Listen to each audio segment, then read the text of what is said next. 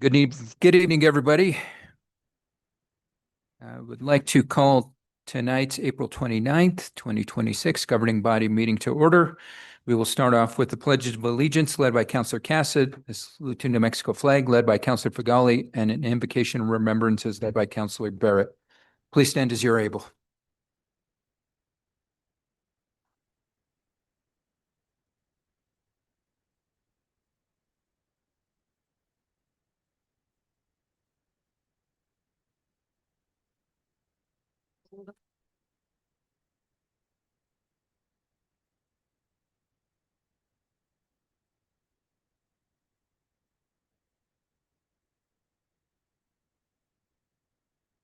Hey, good evening, everyone. If you would like to close your eyes for a moment, if that's comfortable for you, go ahead and do that. Just wanted to remember all of our community members and nationwide that we have lost to gun deaths this year.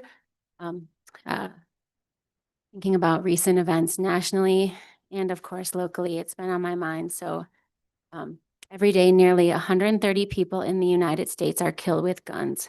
Twice as many are shot and wounded, and countless others are impacted by acts of gun violence. So maybe we could just reflect on that for a moment.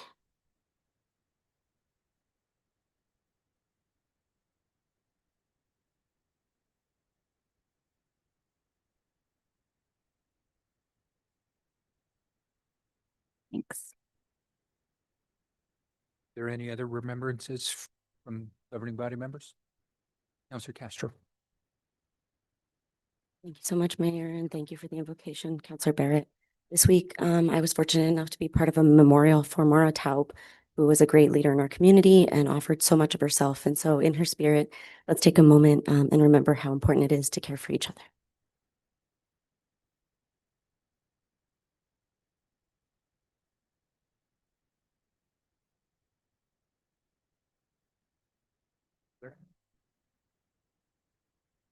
Okay, let's just take a moment in general to think of those in our community who need our help and support, those who have lost a loved one recently.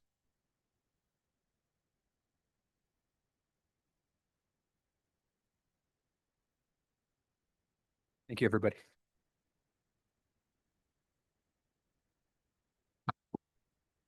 Madam City Clerk, can we get a roll call, please?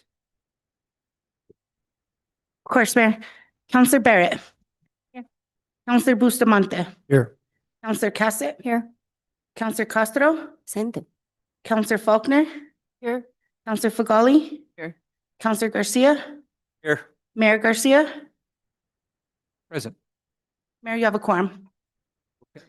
That being said, let's go ahead and move on to tonight's approval of the agenda. Any changes from staff? No changes to the agenda, Mayor. Okay. Any changes from committee member or governing body members?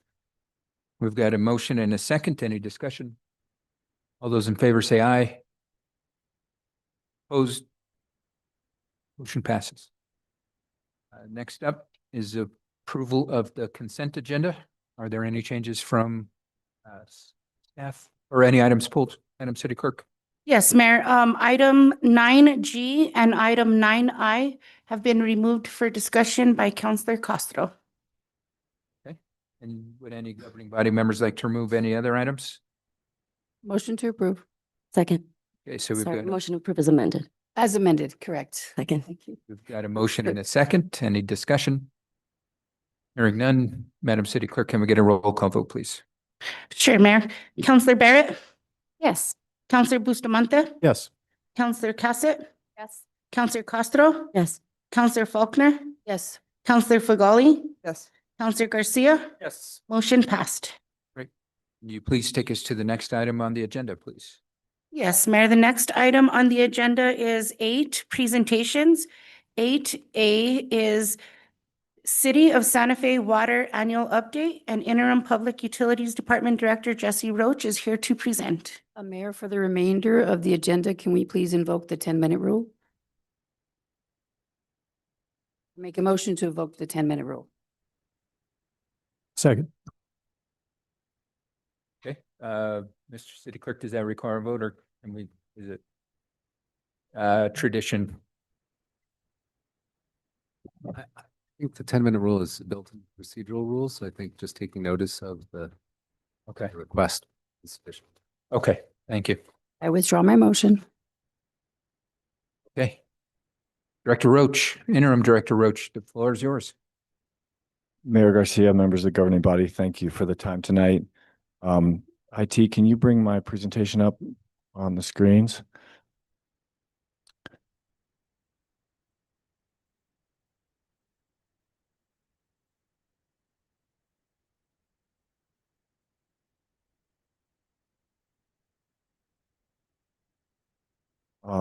In the interest of time, as that's coming up, I'll go ahead and start into my comments.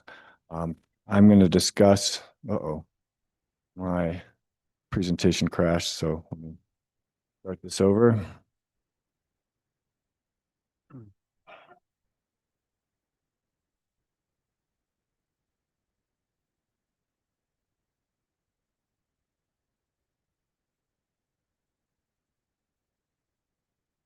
Tonight, I'm going to discuss the system, the water system that we have. I'll talk a little bit about previous years, sort of our water system past. I will talk about last year in particular, there we go. Great, thank you. I will talk about sort of 2025 highlights, and then I'm going to finish out talking about the next big thing for us, which is a potable return flow, potable reuse project. So our system, we are fortunate to have 4 different sources of water, which are the Santa Fe River, wells within our city limits, wells between us and the Rio Grande to the north, and the Buckman direct diversion from the Rio Grande. The Buckman direct diversion is jointly owned at the diversion with the city, the county, and Las Campanas, and then at the water treatment plant between the city and the county. And the water that the city diverts at the BDD is Colorado River water, brought in with the San Juan Chalma project and diverted from the Rio Grande. We also have a non-potable resource, which is our effluent from our wastewater treatment plant, which is used for turf irrigation. My 1,000 words slide showing where the water has come from for the past 101 years since 1925. We can see that from 1925 through 1995, there was steady, almost exponential growth in demand. And we initially served that just with the Santa Fe River water, which is the low blue color. Then we added the city well fields, which is the gold color. And then in the 70s, we added the Buckman well fields, which is the orange color. In 1995, the city purchased what had previously been a private utility, and we can see 2 remarkable changes that occurred. From 1995 to the present, the amount of water we were producing each year decreased by about 33% through that period. And in addition to that, in 2011, we brought the Buckman direct diversion online, and you can see that we went from a period of mining our groundwater resources to a period of what we're calling preferential surface water use. The conservation piece of that, not only did we reduce the total water that we're producing by about 33% in that 30 years, in that period of time, the population served also increased by about 33%. So overall, the efficiency with which we use water has, we've doubled how efficiently we use water. This graph is showing a metric that we call gallons per capita per day, which is essentially the total water production divided by the total population served. And in 1995, that number was 168 gallons per person per day. And in 2025, it was below 90. So nearly a halving of that number. So one of the ways we're thinking about this now is in terms of water management paradigms. And so in the 1900s, we were following what was the sort of water utility management paradigm of that era, which was supply expansion. As demand grows, you look for new supplies. Then in 1995, in the late 1900s, we started with our conservation And then in 2011, we brought on the Buckman direct diversion and began the second sort of paradigm for us, which was preferential surface water use. So these two sort of paradigm shifts that the city utility has made, starting in 1995 conservation and then preferential surface water use in 2011, have led us to a situation where over the past 15 years since Buckman direct diversion came online, we've used about 9,000 acre feet of water per year, and we estimate that we have had about 12,000 acre feet available. So we're using about 75% of the sustainably available supply. So that's kind of how we got here. And then I'm going to touch a little bit on 2025 highlights and then talk about our return flow project. So our annual report and for the first time ever, a year in review newsletter are now out and available on our website, santafenm.gov/water. This is the first year we're trying a newsletter format. It's 8 pages and it's really focused on things that happened in 2025, intended to be sort of very accessible. And then the annual report is longer. It's at 16 pages and it meets several code requirements that we have. It has a whole lot of really good background information, but it doesn't change. That information won't change a lot from year to year. So I hope that you have a chance to look at least at the newsletter and possibly at the annual report. You really are the target audience for this. If there's something missing that you would like to see, please let us know and we'll include it next year. So looking back at last year, where the water came from, this is a diagram showing the 4 sources of water, and sort of the wheel shows the relative supply, the amount from each of those supplies. We got 45% of our water from BDD. We got almost 30% from the Santa Fe River and a little more than a quarter from groundwater. In terms of how that stacked up month to month, you can see that really with the exception of August, it was mostly surface water with wells as needed. And then in August, we leaned on the wells and that's because we were doing work up at Canyon Road. And so there wasn't a huge amount of ability to treat there. And then July and August tend to be the time with the monsoons that the Rio Grande will become turbid in storm events. And so we're not always able to treat as much at BDD. So that's where we're able to turn and utilize our wells. The reservoir storage for the last 3 years is shown on these plots. So the left one shows Santa Fe River reservoir storage, and the line in gray is 2025.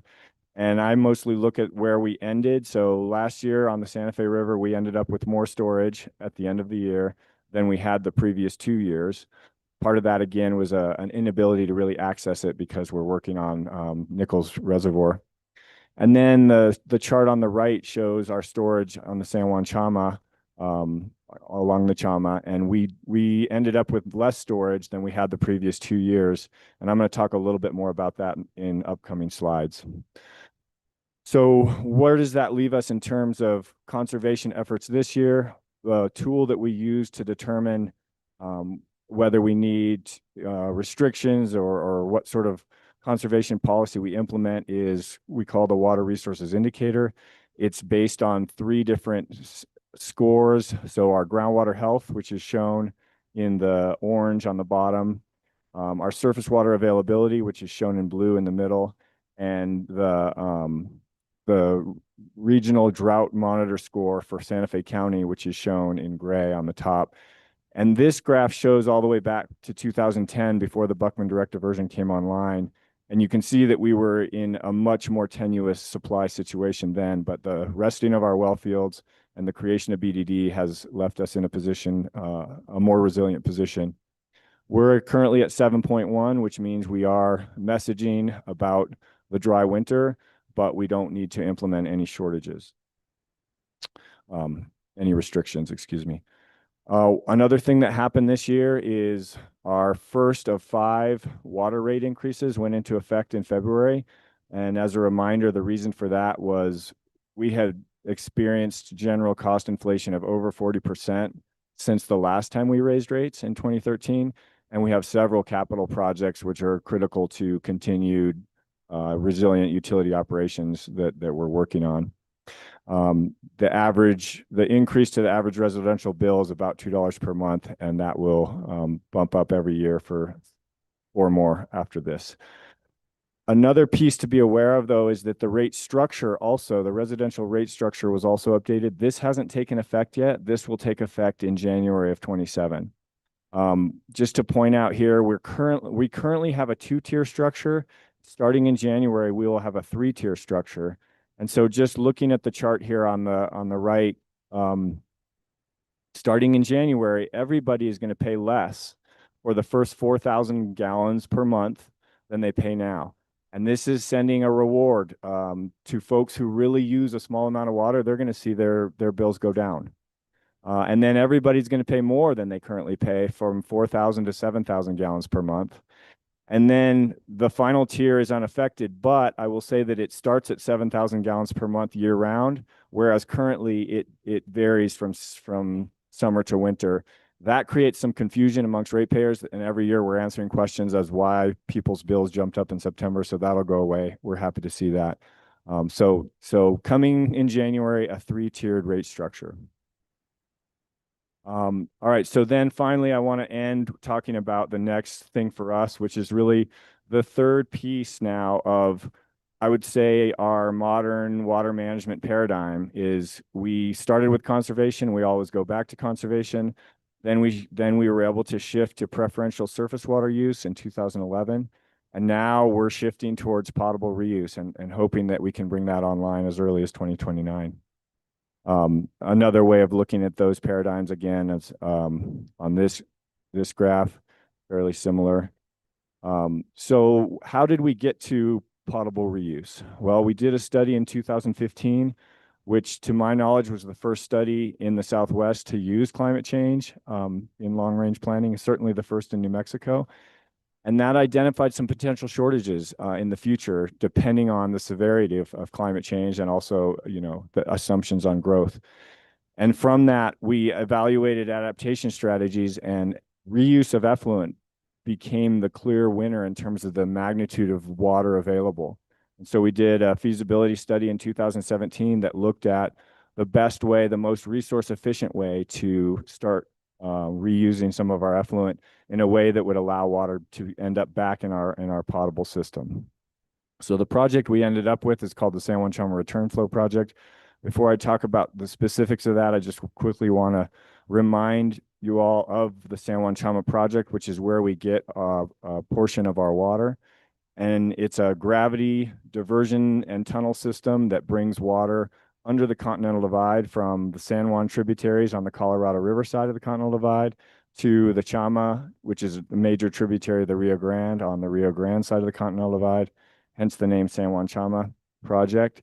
And the San Juan Chama Return Flow Project, then, this map on the right shows the city in the lower right, and the smaller lines are the existing Buckman Direct Diversion, bringing water up from the river to the Buckman Direct Diversion water treatment plant, treating it to potable standards, delivering it into the city, and then some portion of that water, typically on a yearly average, about 2/3 of that water is used indoors, moves through the system, and ends up at our wastewater treatment plant. That portion, the San Juan Chama water, will be the proposed project puts that into a pipe and pumps it back to the Rio Grande, where we discharge it into the river at a point just below the diversion for a return flow credit. So how does that help us? Right now, any water that we want to divert at BDD is water that we've released from upstream reservoirs, typically Abiquiu. And with the San Juan Chama Return Flow Project in place, we will have, on average, about 2/3 of the diversion will be returning to the river for a return flow credit. And so these two diagrams, the size of the arrows represents the sort of the magnitude of the flow. And so the key piece here is that in both in the left, the current situation, and on the right with the return flow in place, the diversion is the same. But whereas we're keeping the river whole with only reservoir releases currently, in the future, we will keep the river whole with return flow credits and the releases from upstream. But the releases from upstream drop by about dropped to about a third of what they are currently. So said another way, on average, this is a way to stretch our San Juan Chama water by 3 times. And in either case, there's no change downstream of the diversion and return location. So what would that have meant to us? We all are aware of shortages that we're taking in the San Juan Chama project. The Colorado River is not as reliable as we once thought. And so we have seen shortages, and the upper right graph there shows our allocations, 100% allocations for the life of the project all the way through 2013. And then starting in 2014, we started seeing shortages. And since 2020, we've seen significant shortages. So the question we asked was, what would it have meant if we'd had this return flow project in place starting in 2020? So the graph on the left shows the lower lines show our San Juan Chama allocation, and the dotted line would be a full allocation. And you can see the allocation dips in 2018, and then 2020, 21, 22, and dips significantly last year in 2025. The upper line in blue shows the actual storage in Abiquiu that we've experienced. So it started at 15,000 in 2017. It's kind of gone up and down. And now this year, we ended the year in 2025 at 10,000 acre feet. Had we had the return flow project in place, we would have ended the year with 20,000 acre feet of storage instead of 10,000 acre feet of storage. So that's really where the rubber meets the road on this project. In terms of looking at our sort of the last 15 years of demand at about 9,000, of which we think we'd have about 12,000 sustainable. Once the return flow project's in place, we estimate that we'll be using less than half of our sustainably available water. So that's sort of our response to the aridification and reduced flows that we're seeing. And that is all I have. What tomorrow we're doing a much more in-depth presentation, what's up with water. Hopefully you can join for some or all of that, and we'll get into long-range planning on that one. I didn't have time to talk about long-range planning tonight. And with that, I will stand for questions. Thank you, Director Roach. Any questions from governing body members? Yes, Councilor Fagali. Thank you, Director Roach. I just have a question about how the return flow credits work. I know you just explained it, but so it's sort of a hypothetical. How does that help the reservoir in Abiquiu is what I'm asking. If it's something we're returning further downstream. Yeah, and I apologize to IT. I accidentally closed out. If you wouldn't mind putting the presentation back up also. Oh, it just crashed again. Okay, well, I will try to explain it without the pictures. Currently, if we want 1,000 gallons at BDD, we have to release actually a little bit more than 1,000 gallons from Abiquiu because we have to cover losses. And then we divert it all. Catch up to the pictures. So that's the current situation. Everything we divert comes from Abiquiu. This drawing, the little oval at the top, is meant to represent our storage in Abiquiu. Now, if going forward, we say, okay, we're diverting 1,000 gallons at Buckman, but there's 666 available that we're returning to the river right below that diversion location. So now we only have to release 333 from upstream, because by the time that gets down to the diversion location, we've essentially put 1,000 gallons of water into the river. And so we can divert that 1,000 gallons. And we already have the permit from the state engineer for the return flow credits that allow us to say, we put it in the river, now we can divert it again. And so in that process, we've now diverted 1,000 gallons, but we only released 333 from upstream. Thank you. That explains it. Yes, Councilor Castro. Thank you so much. And I will be brief. I don't want to take us too far in the weeds, but you did say something that I was a little concerned about, which was the state engineer and how many water credits we have. So I'm glad to hear that we already have those permits. If I could get a little bit more understanding of what our relationship is with the state engineer and what we need to get approved before we do these projects. I know that there was some concern around how we were allocating some of our water credits. So I don't know if we want to get into that right now, but if I could get a report back on how that relationship is working. Sure. Councilor Castro and Mayor Garcia, members of the committee, that that is in the weeds a little bit. And I think what you're getting at is when we pump the Buckman well field, it has impacts on the flow in the Rio Grande, which means we need to make sure we have the water rights, because along the Rio Grande, there are senior water users. And so there's a administrative process by which we acquire rights, move them into the Buckman well field so that we can offset our impacts. And one of the things that has become difficult is the transfer of those rights. The transfer of those rights is being protested right now, and we're hearing from developers that it's getting harder and harder to find those rights to move into the Buckman well field. Oh, it's a good opportunity for me to say, although we're 2 or 3 years away from this pipeline being in place, once we have all the permits, and we sort of break ground, once it's a done deal, we will move to update code so that a developer can continue to bring water rights if they would like, but there'll be a wider margin of ability to, instead of bringing us water rights, to help pay the debt associated with this large project. Yes, thank you so much for the clarity. And it is concerning, but I'm glad that we have a plan. And thank you so much for the presentation. Yes, Councilor Cassett. Thank you, Mayor. Thank you, Director Roach. I've received, you touched on it briefly, but I've received a lot of questions about us potentially implementing water restrictions due to how dry the winter was and concerns around a hot summer. Can you talk a little bit more about, you mentioned that you were looking at the different health of, I think it was the well field, surface, and then what the drought rating was. And we're at a 7.1. Wasn't sure where the 7.1 came from. At what point do we start getting into restrictions? And yeah, just what does that look like for curious minds? Councilor Cassett, Mayor Garcia, that's a great question. The water resources indicator, which I mentioned, that has sort of these 3 weights, goes from 0 to 10.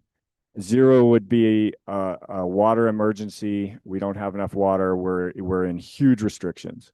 And interestingly, when we take this data all the way back to 2002, according to this metric, we were in a water emergency. And that's the year we lost our parks. That's the year that people, were being told they couldn't water outside. So that really was for us a water emergency. And since then, we've sort of emerged from that through these paradigm shifts that I mentioned. The way this supply indicator works is 40% of the weight goes to groundwater health. And because we've been resting our wells for the last 15 years and those levels are coming up, we feel really good about our ability to respond to lean on those wells for as needed. The second piece is how much surface water is available at the treatment plants. Or in our reservoirs, and then how much of it could we actually treat? And that's 30% of the weight. And then the other 30% of the weight is the drought monitor, the regional drought monitor score for Santa Fe County. Adding all those up meant that in April, we were at 7.1. And the large sort of policy responses are sort of set up to be 8 to 10. We're really like, wow, it's amazing. We're not really even saying anything. 6 to 8, we're starting to message about we can't forget about the importance of conserving water. If we get down below 6, then we would start to look at some restrictions. And we've tried to crystal ball it a little bit. There's a decent chance we could end up below 6. I'd say there's a 50-50 chance that next year at this time we'll be talking about being below 6. Or if we have a great monsoon, then maybe we'll stay out of it. Got it. Thank you. And then in terms of, you were talking about, that when we utilize different sources of water, you mentioned in August, we don't get to pull as much from BDD because of turbidity issues.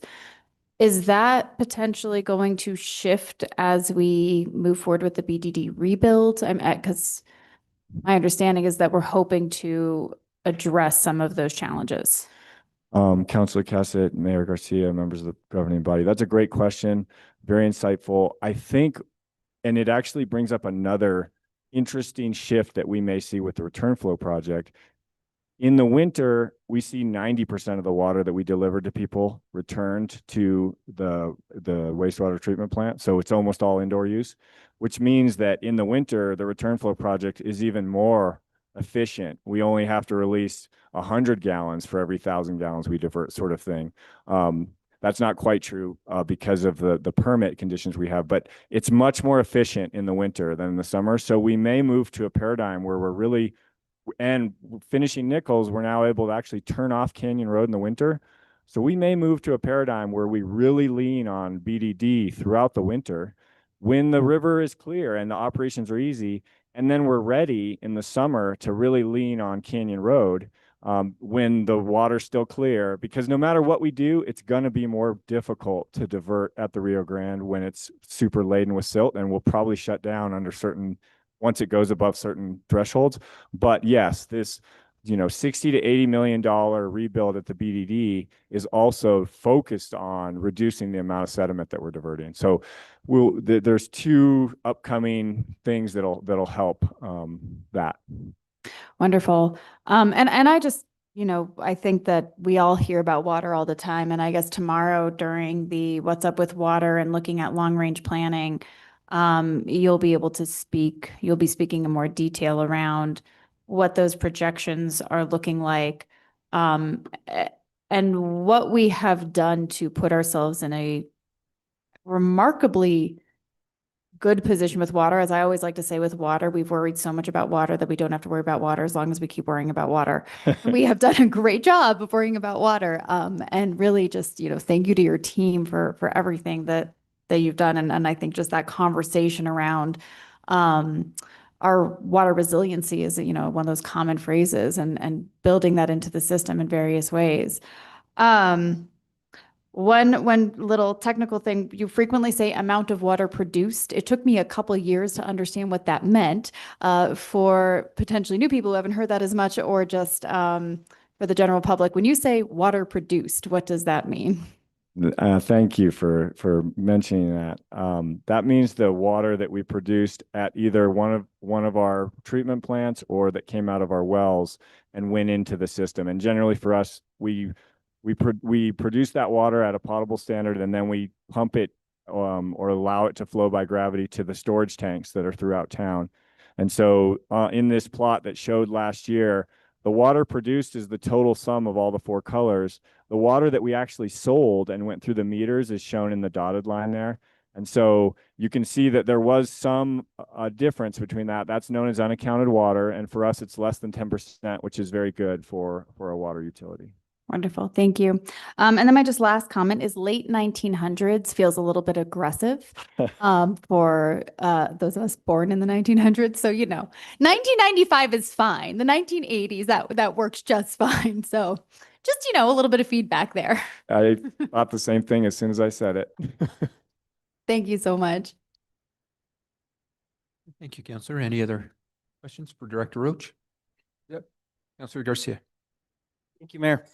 Thank you for all the information, Jesse and Director Roach. So what do we tell people when they say, where's the water? When do we stop building? Why all these apartments? Extra housing? We hear it all the time. And how do you address that? Because we can say, well, go to the city's website and take a look at that beautiful PowerPoint presentation that Director Roach put through. Because at the end of the day, people see the difference between what's being built and they don't want to see the day when they go to their faucet and turn it on, nothing comes out. Or we're on a very, very strict guidelines of water usage where we're rationing. And so what do we tell the people? Councilor Garcia, Mayor Garcia, members of the governing body. That's a great question. And as much as we tell this story and as much as it makes somebody feel comfortable about this story, another person moves or hasn't heard the message, and we all understand that we live in a dry place. And you look around and you see development, and the immediate obvious connection is, where's the water coming from? And hopefully we've given some tools here in this presentation to say, well, we're for a city of our size to have 4 separate water supplies is amazing. The fact that we really just rely on the rivers, which is the water we can see, and we're letting the wells recover, and I've referred to that as checking account versus bank account, And I guess one other thing I'd throw into there is when you see apartments going up, what percentage of water, and again, now this is getting into the weeds, but just for you, the amount of water that we're using in apartments is almost, it's not all, but it's not 2/3 indoors, 1/3 outdoors. It's 90% indoors. There's a very small outdoor water use footprint. And one of the things that folks who come to What's Up with Water will see is that as we start looking at our future, the questions that we're going to balance, and actually I'll tease What's Up with Water a little bit here, is we want reliability, we want sustainability, we want green space, and we want flows in the river. Those are the values that we need to balance. And an apartment using water indoors and return flow, reuse, potable reuse, their impact is way smaller than a house with a big lawn because the water that's used on the lawn is gone. We don't get to try to use it again. So those are some of the answers you can give them. We will have, there is a video on the website that talks exactly about that. Where will the water come from to support this growth? It does refer to the same slides. So, you know, it's a nuanced answer, but hopefully we're giving you some tools to help start to answer it. And we just need to get out there and keep telling the story. I appreciate that, Director Roach, and I wholeheartedly, I've just been looking into all the cities in New Mexico and where does their water come from, whether it's Albuquerque or Las Cruces, Alamogordo. It's like, wow, where does it come from in a desert that we have a river that's looks like it's drying up? So that's what people see. Anyways, I appreciate all the information, and I think we are doing a great job in conservancy and accessing as many resources as we can to diversify. So thank you. Any other questions? Okay, Councilor Castro. Just a quick comment. Director Roach, we will be getting a presentation in June at Quality of Life about green infrastructure, because I think we might be leaving a lot of rainwater on the table from runoff. If you're at all interested, let's coordinate. Thank you. Last call. Seeing none. Thank you, Director Roach. Next presentation, please, Madam City Clerk. Next presentation is the Planning and Land Use Development Manual Stakeholder Engagement and Recommendations Report. And Director of Planning and Land Use Department, Heather Lamboy, is here to present.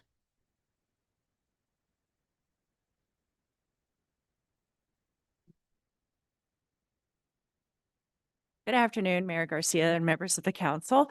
As part of being a department that is responsible and have good service to the public, it's important to evaluate our performance and evaluate where we need to go.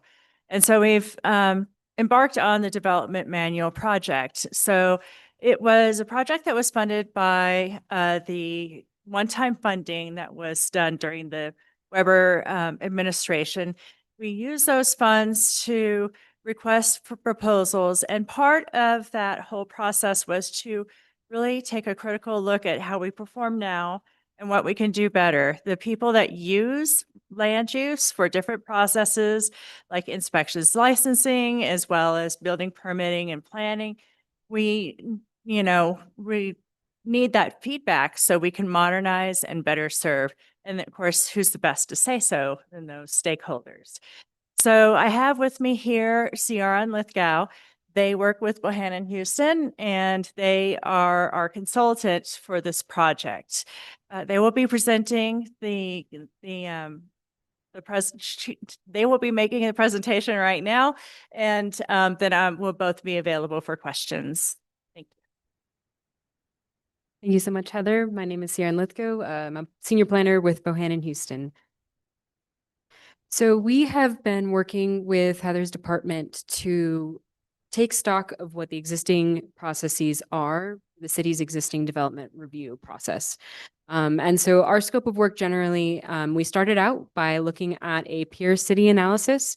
So we looked at a couple of different cities across the United States, especially thinking towards the Southwest, to understand what they are doing and how they are analyzing and processing their development applications from not only, you know, major development projects like apartments, but also single family home, building additions and things like that. So we identified some best practices from peer cities around the nation, and we'll use that information to help us move forward with recommendations for what we will ultimately recommend into a guide. Is my IT okay? Do I need to change something? Okay.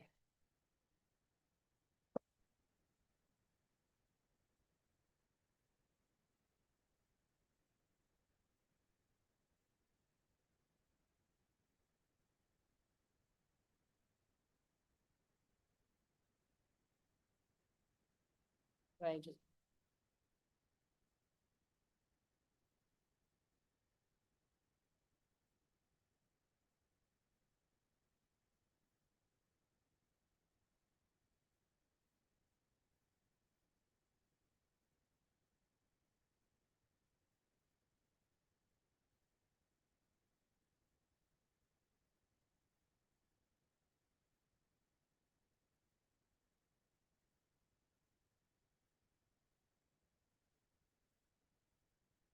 All right. Sorry about that. Thank you.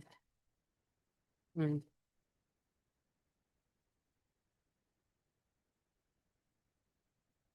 right. Well, I'll just talk through it. I can see it on my screen. I'm really sorry about that.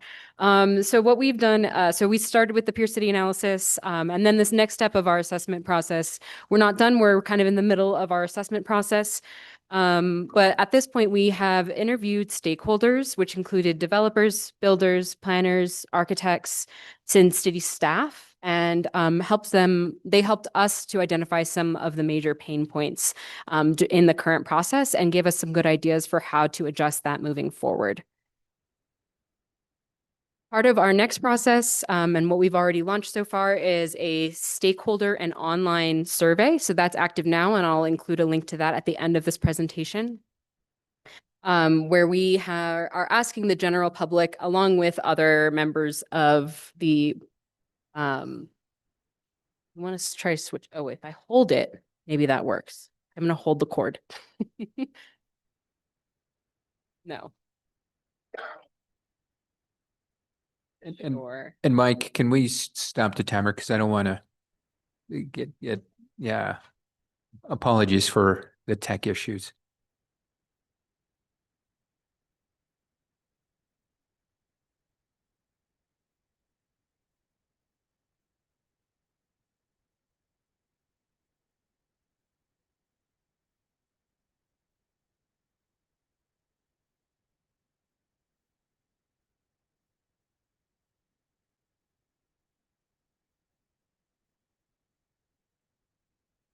All right, we'll do that. Thank you so much.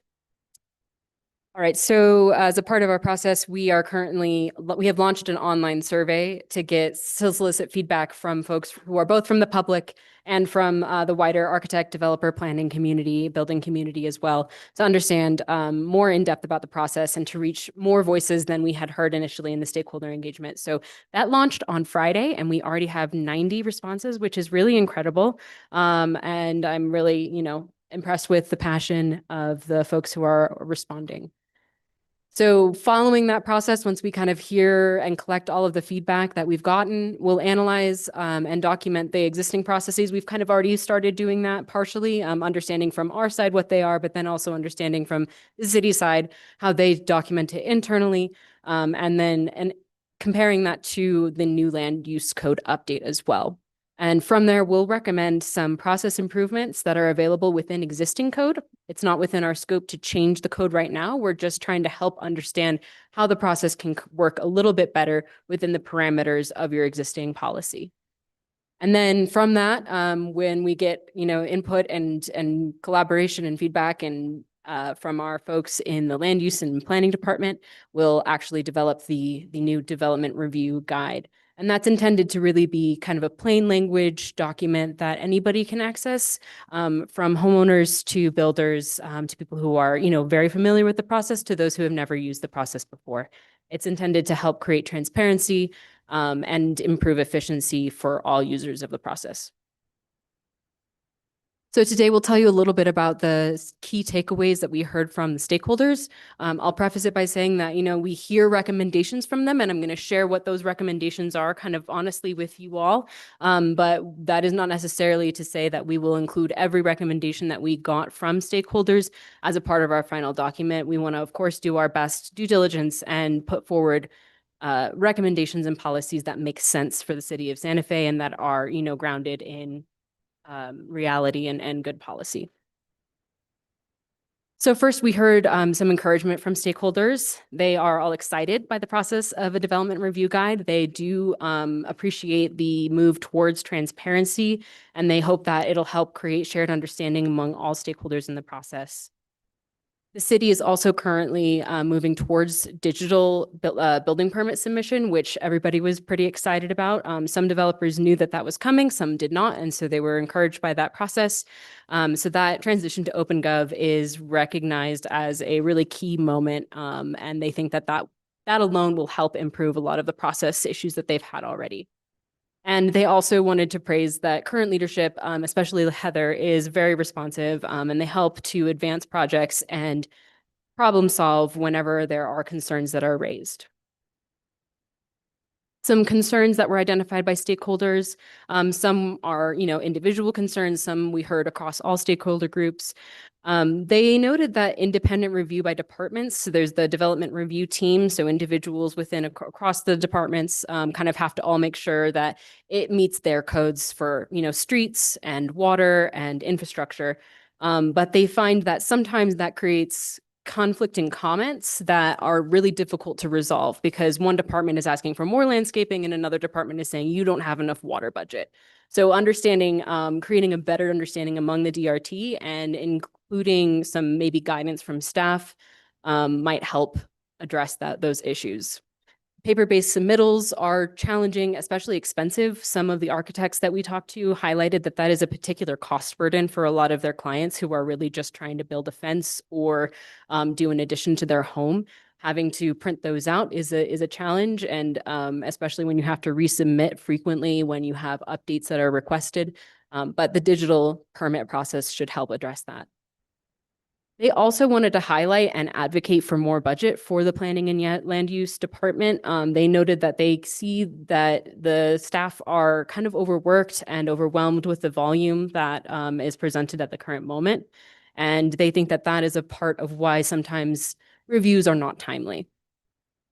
They also noted that sometimes code is interpreted differently by certain staff members, or sometimes there are unwritten rules that seem to be a little bit opaque. And so they would appreciate, a little bit more transparency around that, perhaps written issuances of interpretations of policies so that all staff and also other developers can benefit from understanding the land use department's perspective on that issue.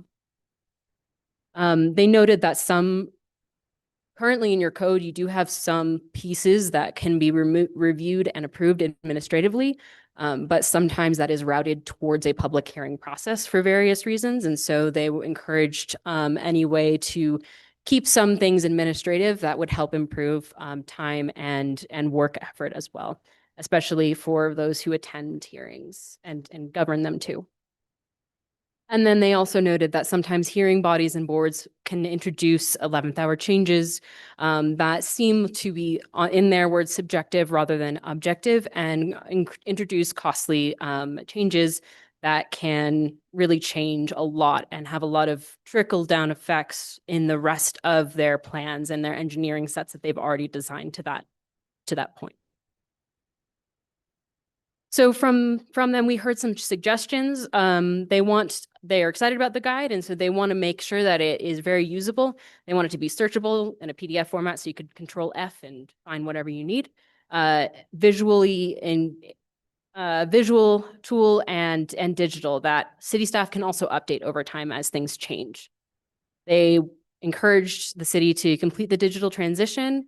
And then I mentioned earlier to document those code interpretations and set precedents as well, pretty transparently. They also wanted to define clear triggers for things like traffic studies or utility upgrades that they may not know and understand what they're required to do upfront in the process, especially those who are not familiar with the process in Santa Fe. People who've worked here for decades, they kind of know what to expect and they can advise their clients. But if you're just, a single homeowner, you're like, I don't know what I need to do. And I don't know what I don't know at the beginning of the process. It's hard to budget both your time and your money. They encouraged, fee calculations and general review timelines to be a little bit more transparent and upfront. And then I think one that was particularly helpful or, encouraging was that they wanted to see a culture of collaboration among everybody who's a part of the process, whether you're somebody who's a member of the public making a comment at an E&N meeting, or you are a part of the land use department giving feedback to the developer. So they wanted to encourage everybody in the process to take more responsibility and accountability for their role. So I mentioned before that the public and stakeholder survey is open through May 11th. There is a Bitly code up there and as well as a QR code for anybody in the audience who wants to join. And then we'll be launching a website here soon as well, where you can keep up to date on that process in the future. So thank you so much. I'll hand it back to Heather. It's to be a little shorter. So what I would like to say is that this process is really a dynamic process. So what we're hearing right now is what we're trying to think about as we implement them immediately. So as an example, in terms of administrative reviews and reviews that have to go to a board, for instance, the Historic Districts Review Board, really trying to be critical about how we make those decisions and also see how we can be more efficient. There are currently about 535 administrative reviews that were done by the Historic Districts, Historic Preservation staff last year, and 120 cases that went to the H board. And so and we analyzed, so a lot of those are re-roofing permits and solar permits. So how can we do it so that there's not an administrative approval required, but it can go straight to building permit? So these are the things that we're benefiting from already, is the hearing from the stakeholders and then also hearing recommendations. So we're not waiting for the publication of the manual to make improvements. And we're very grateful for Bohannon Houston. Deanie Satin is also online, and she is with Bohannon as well and can answer any questions in addition to us. Okay, thank you, team. Any questions from governing body members? Yes, Councillor Faulkner. Yeah, mine are more comments. With my experience on the planning commission and then also now as a city councilor, I would say that I don't think everyone registers how critical land use is to the quality of life in a community. And I'm excited to see the changes that you're making and the efforts you're trying to make. And I would encourage us to, funding is how we support departments. And I think if land use is as critical as I believe it is, then we need to make sure land use has everything it needs to move forward, because our system is antiquated by comparison to other cities, and that's unfair to staff and it's also unfair to the community. So I just want to thank you, Director, for all the work you're doing and all the effort you're putting in. And I think you're making a difference, but I also think we need to support you a little bit more. Councillor Cassett.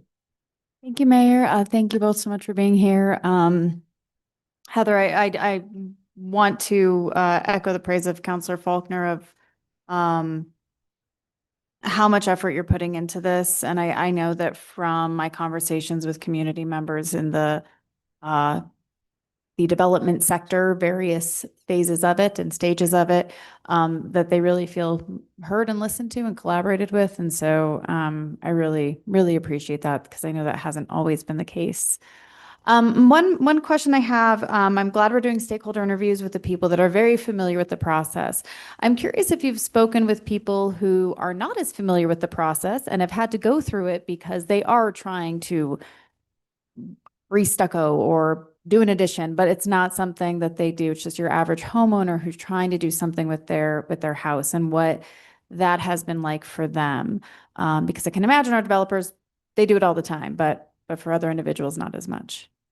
Yeah, so we have heard from a variety of stakeholders, and I will also mention that we did hear from some developers who are newer to Santa Fe, this is like, their first project, and they might have, vast experience in other cities, and they say it's very different here. And so we did hear from them and their pain points, but we did not hear directly I did not have direct conversations with folks who are individual homeowners. But I will say that when I looked at, just before I got up here, I looked at our survey responses, and only 28 out of the 90 respondents identified themselves to be in the professional community. Okay. So everybody else, and then they also noted that most of the people who have responded have at least submitted one permit. So we're getting to those voices for sure.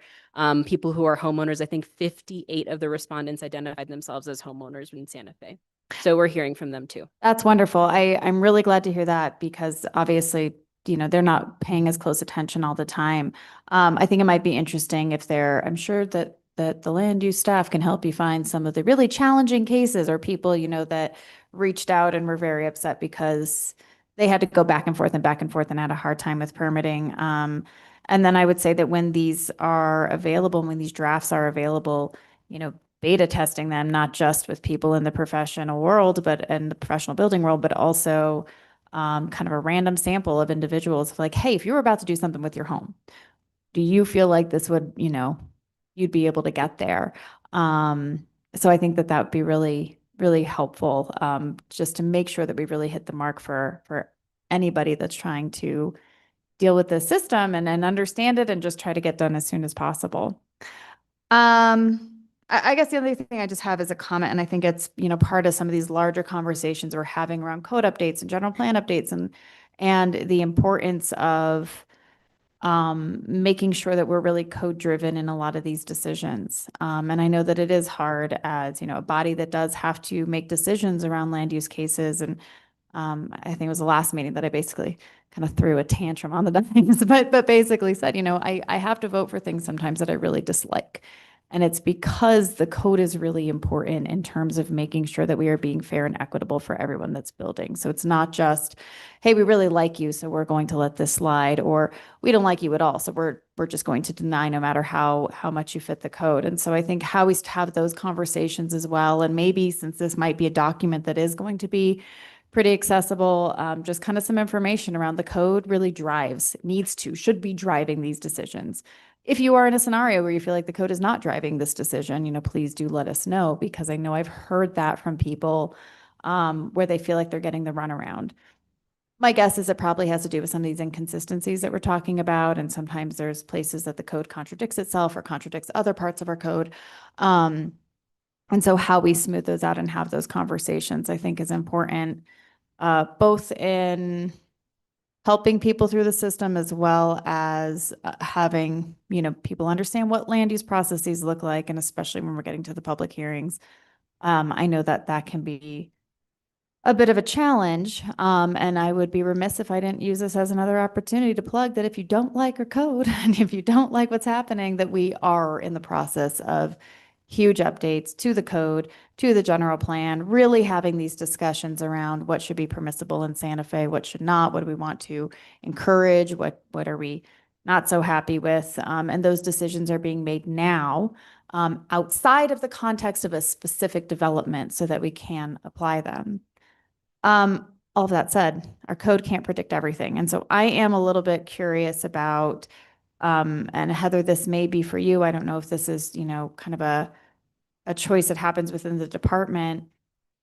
But, sometimes we have people that have to go to Board of Adjustment because there's a variance. But there are also these just kind of weird things that happen, especially with such an old city, with such a, old and right now we do have a little bit of patchwork code going on. How are those addressed? How do we deal with these scenarios that don't fit anything that we have predicted? And is that something that then goes to the director? Do we specifically have to say, director then gets to make a final decision if this is something that's not contemplated anywhere? Because I have heard of that happening a couple times, and it's been handled different ways depending on who's in charge. Thank you for that question, Mayor Garcia, Councilor Cassett. The importance of what Bohanna Houston found, and Ms. Lithgow as well, is that we really need to be consistent in how we apply the code. And part of that, and I'll use the example of the pallet shelters. So we work together with the city attorney's office. But pallet shelters aren't in the code, right? And that's something that's relatively new. We developed some performance standards for those and then issued an actual policy, which is going to be posted on the website. We had to get consensus from, all the different departments, and then that policy would be the interpretation. And we need to follow in those, in that method because you're right, it's not one size that fits all. It truly is. There's all those shades of gray that can drive planners crazy over time. But we also we're making a list of things that actually don't work in the current code or need to be addressed that hasn't been addressed previously. And we're really trying to be laser focused on that in phase 2. Wonderful. Thank you. I'm really happy to hear that. Not surprised because again, you really and your team have just been really incredible in trying to find ways to solve problems instead of just be like, no, it's fine, which doesn't always happen. So really, thank you so much. And thank you for all your work. Thank you, Mayor. Councilor Bustamante. Thank you, Mayor. Thank you, Sarah, for the presentation and Director Lampoy. So this is just more something that I would like to see come out of this. If you haven't already heard it, because since it is open to the public, I'm hoping you have, but two of the things we get questions a lot about are things relating to appeals and to the quasi-judicial process. And there's a lot of misunderstanding and or confusion about these two things, how to see them through, what they are. So whether it's as part of this review or something further down the line, if we could do something to just get some better information, guidelines out there for people for what these two things are and how they can, average citizens can follow through with it. Yes, Mayor Garcia, Councilor Bustamante, we will definitely highlight that. It would be included in the development manual. But, one is more procedural, Robert's Rules of Order, quasi-judicial proceedings, which we can use another avenue to communicate, maybe provide better information on our website or just speaking notes for a public. I know that some of our boards and commissions review that you have the right to appeal any decision at the beginning of the meeting. So those are the sort of procedural side of things, but definitely we will deal with appeals in the development manual itself. Thank you, Director. Thank you, Mayor. Councilor. Councilor Barrett, then Councilor Castro. Where are we in like the transition, like the digital transition? Because I know how it talked about the paper process being so laborious and things going missing and it becoming digitized. Where are we in that process? Mayor Garcia, Councilor Barrett, that is a great question. So we have been doing a lot of configuration working with our ITT department, examining our existing processes from a technical standpoint, IT standpoint. And we've been working with OpenGov. And in fact, Assistant Director Moore is in Chicago right now, getting trained to be more of a specialist and administrator as well. So we are also collaborating on a number of issues relative to how do we collect money? How that's one of the big issues that we need to address in a very intentional way for auditing purposes and all of that. So it's just a process, but we're going to get there. That's for sure. Great, because that just seems like it's the process is going to be streamlined, go so much faster and easier. Do you foresee that also? Mayor, Councilor Barrett, yes, absolutely. It's just as an example, it's very linear right now where a set of plans goes from one station to the next. In fact, I have a set of plans on my desk. And, instead, this will be something that can be reviewed currently, and it does not have to be reviewed in a line. So we'd be able to cut off 2 weeks off the top just for that reason.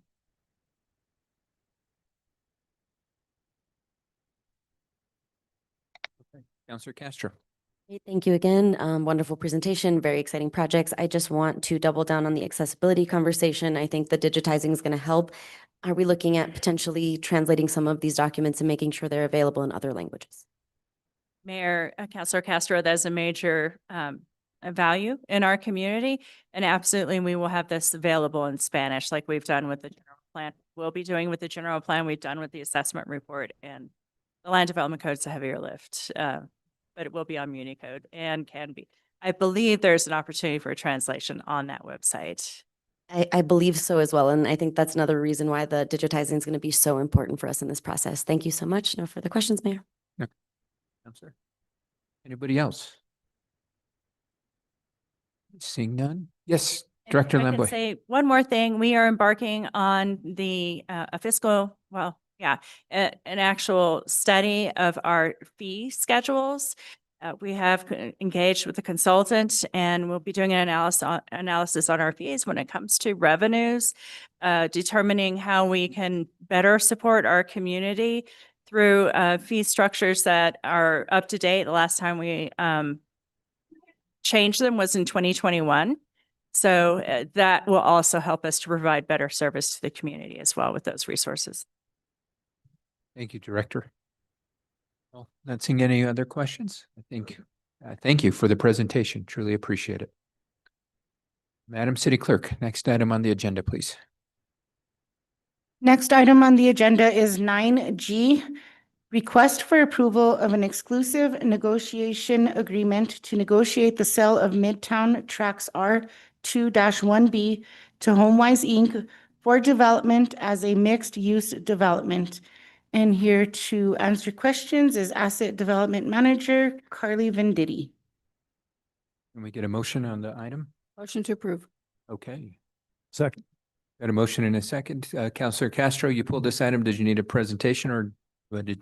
I will leave it up to our manager Vendetti. I did sort of mention some of the questions I had, and they might be able to speak to those in their presentation. Yes, of course, Mayor Garcia, Councilor Castro. I'm happy to make a brief presentation going well below the 10-minute rule. I can even get through the first several slides expeditiously since we've done the foundation before. Sure. Excellent. If ITT, thank you so much, folks.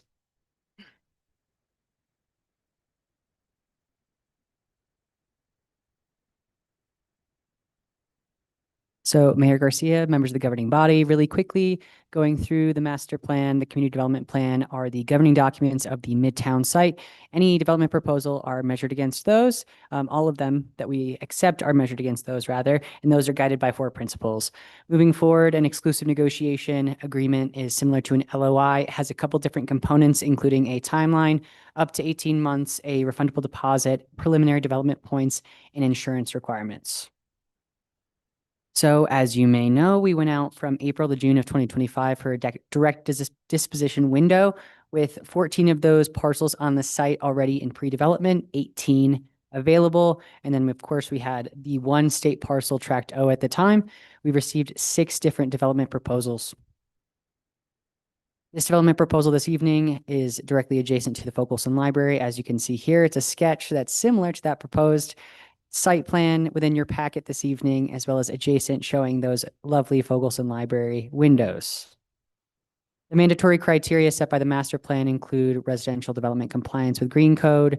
All development must be LEED certified, inclusionary housing compliance, not allowing housing discrimination, nor short-term rentals, and then creating jobs as well as job access and communicating with the public.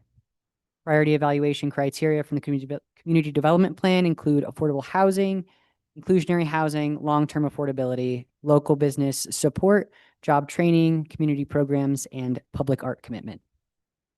So item 9G, as was stated, is a hopeful approval as recommended by staff for an exclusive negotiation agreement to negotiate the sale of Midtown Tract R21B to HomeWise. An ENA is allowing us to negotiate. This is not allowing any straight off development. I want to make sure that is clear and highlight that specifically first. R21B is a parcel, as I said, adjacent to the Fogelson Library, as well as the Greer Garson Theater. You can see here on the plat, we will likely pursue a lot line adjustment. That gray area here, also denoted by the red hatched line, will be a surface level parking lot that supports the Fogelson Library. So it'll likely come down to about 2.2 acres. HomeWise, as the entity we will negotiate with, has a lot of success here and in Albuquerque. They have helped over 2,000 people purchase homes, 1,400 people with their financial and technical assistance programs. They've counseled more than 7,000 folks when it comes to financial literacy, and then they've built more than 400 affordable, energy efficient homes.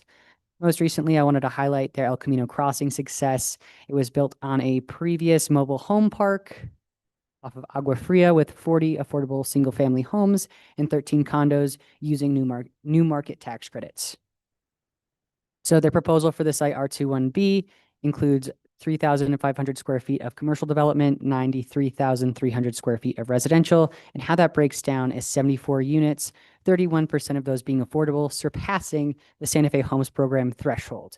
So not only will they do 20% inclusionary across AMI, they will also include 21% low price dwelling units. And of course, all of these numbers are still negotiable, right? Getting your approval this evening allows us to come to the table with them in good faith and negotiate community benefit points as well.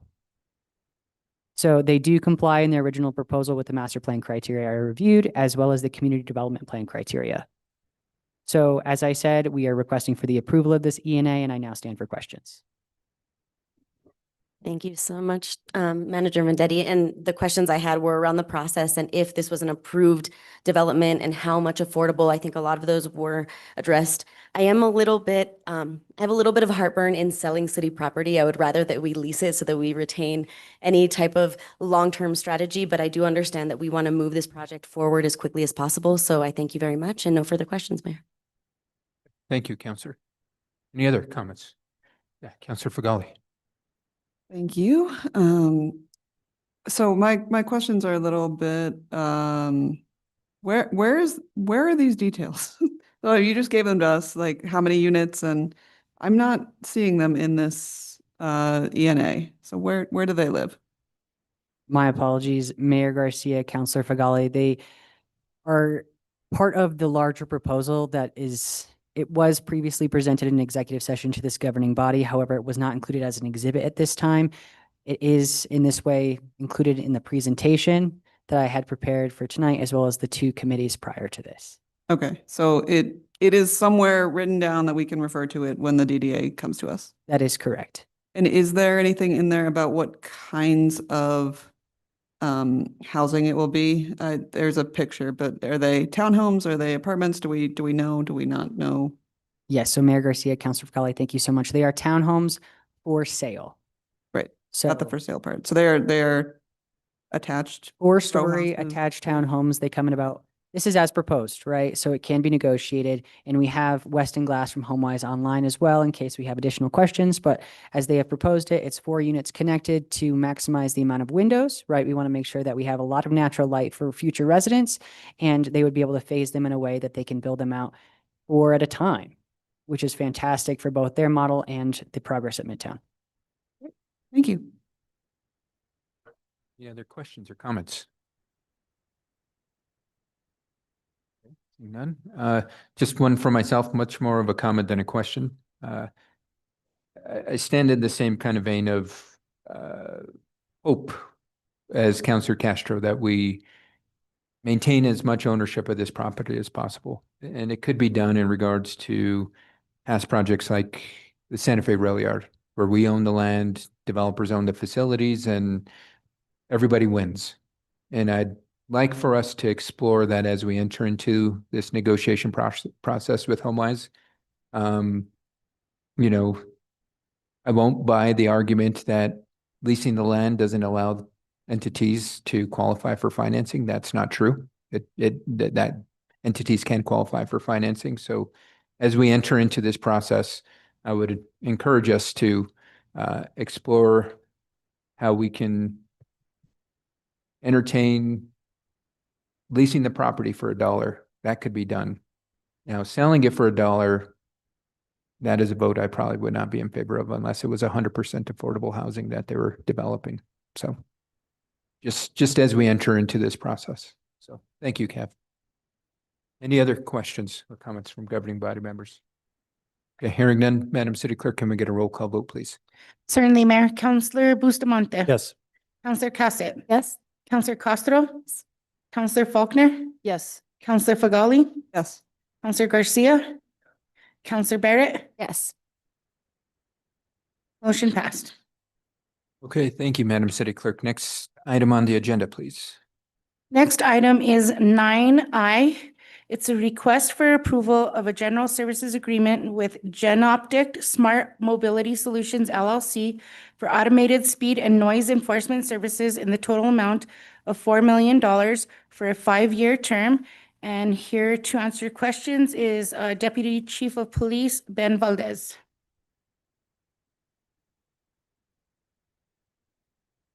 Okay, can we get a motion on this? Motion to approve.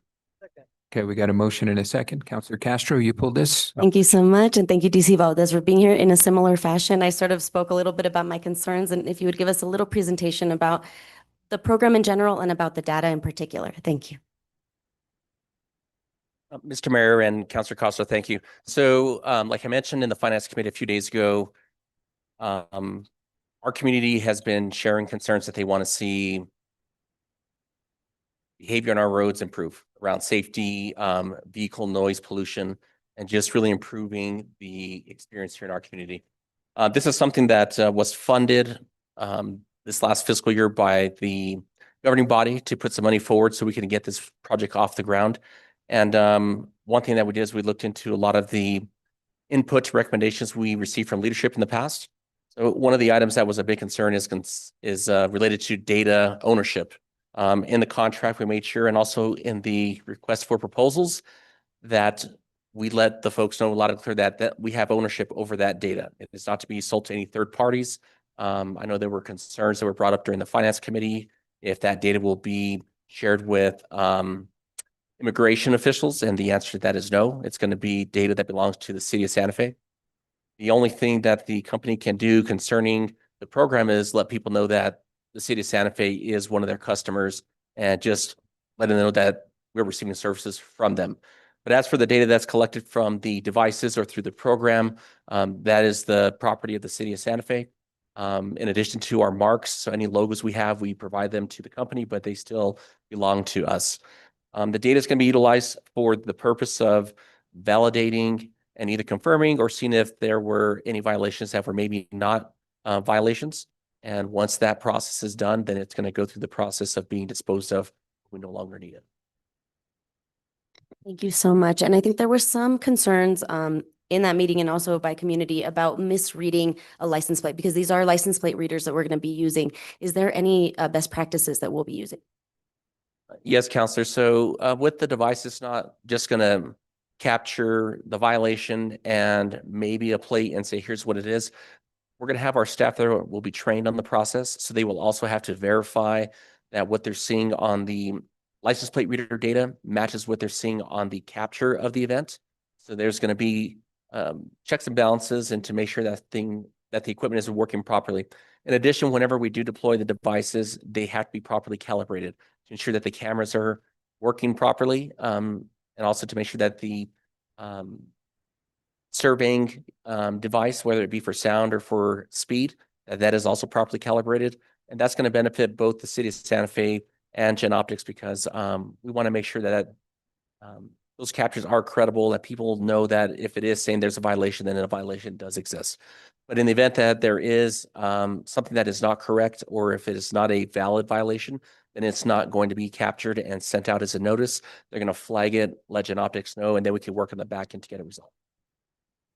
Perfect. Thank you so much. And I appreciate you giving us this presentation twice, DC. So the last thing I'll ask about is the rollout program, because I think it's really interesting that we're going to sort of roll this out over time and have signs and alert folks.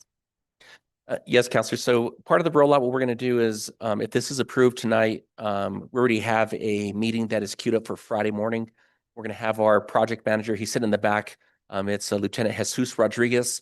He's going to be leading the effort to get this program off the ground once more. It's been dormant since 2013. So luckily for us, we still have a few folks that were part of that initial program. With this, what we're going to do is we want to get this rolling and out into our community as quickly as possible. The first part's going to be setting up the business end of things. We're going to be getting the equipment that we need, so we may need to purchase some signage. And with these devices, there'll be signage that's going to be placed on approach of the device. So if it's enforcing from both directions of travel, then on both sides of that device, it'll say automated speed enforcement ahead or automated sound enforcement ahead.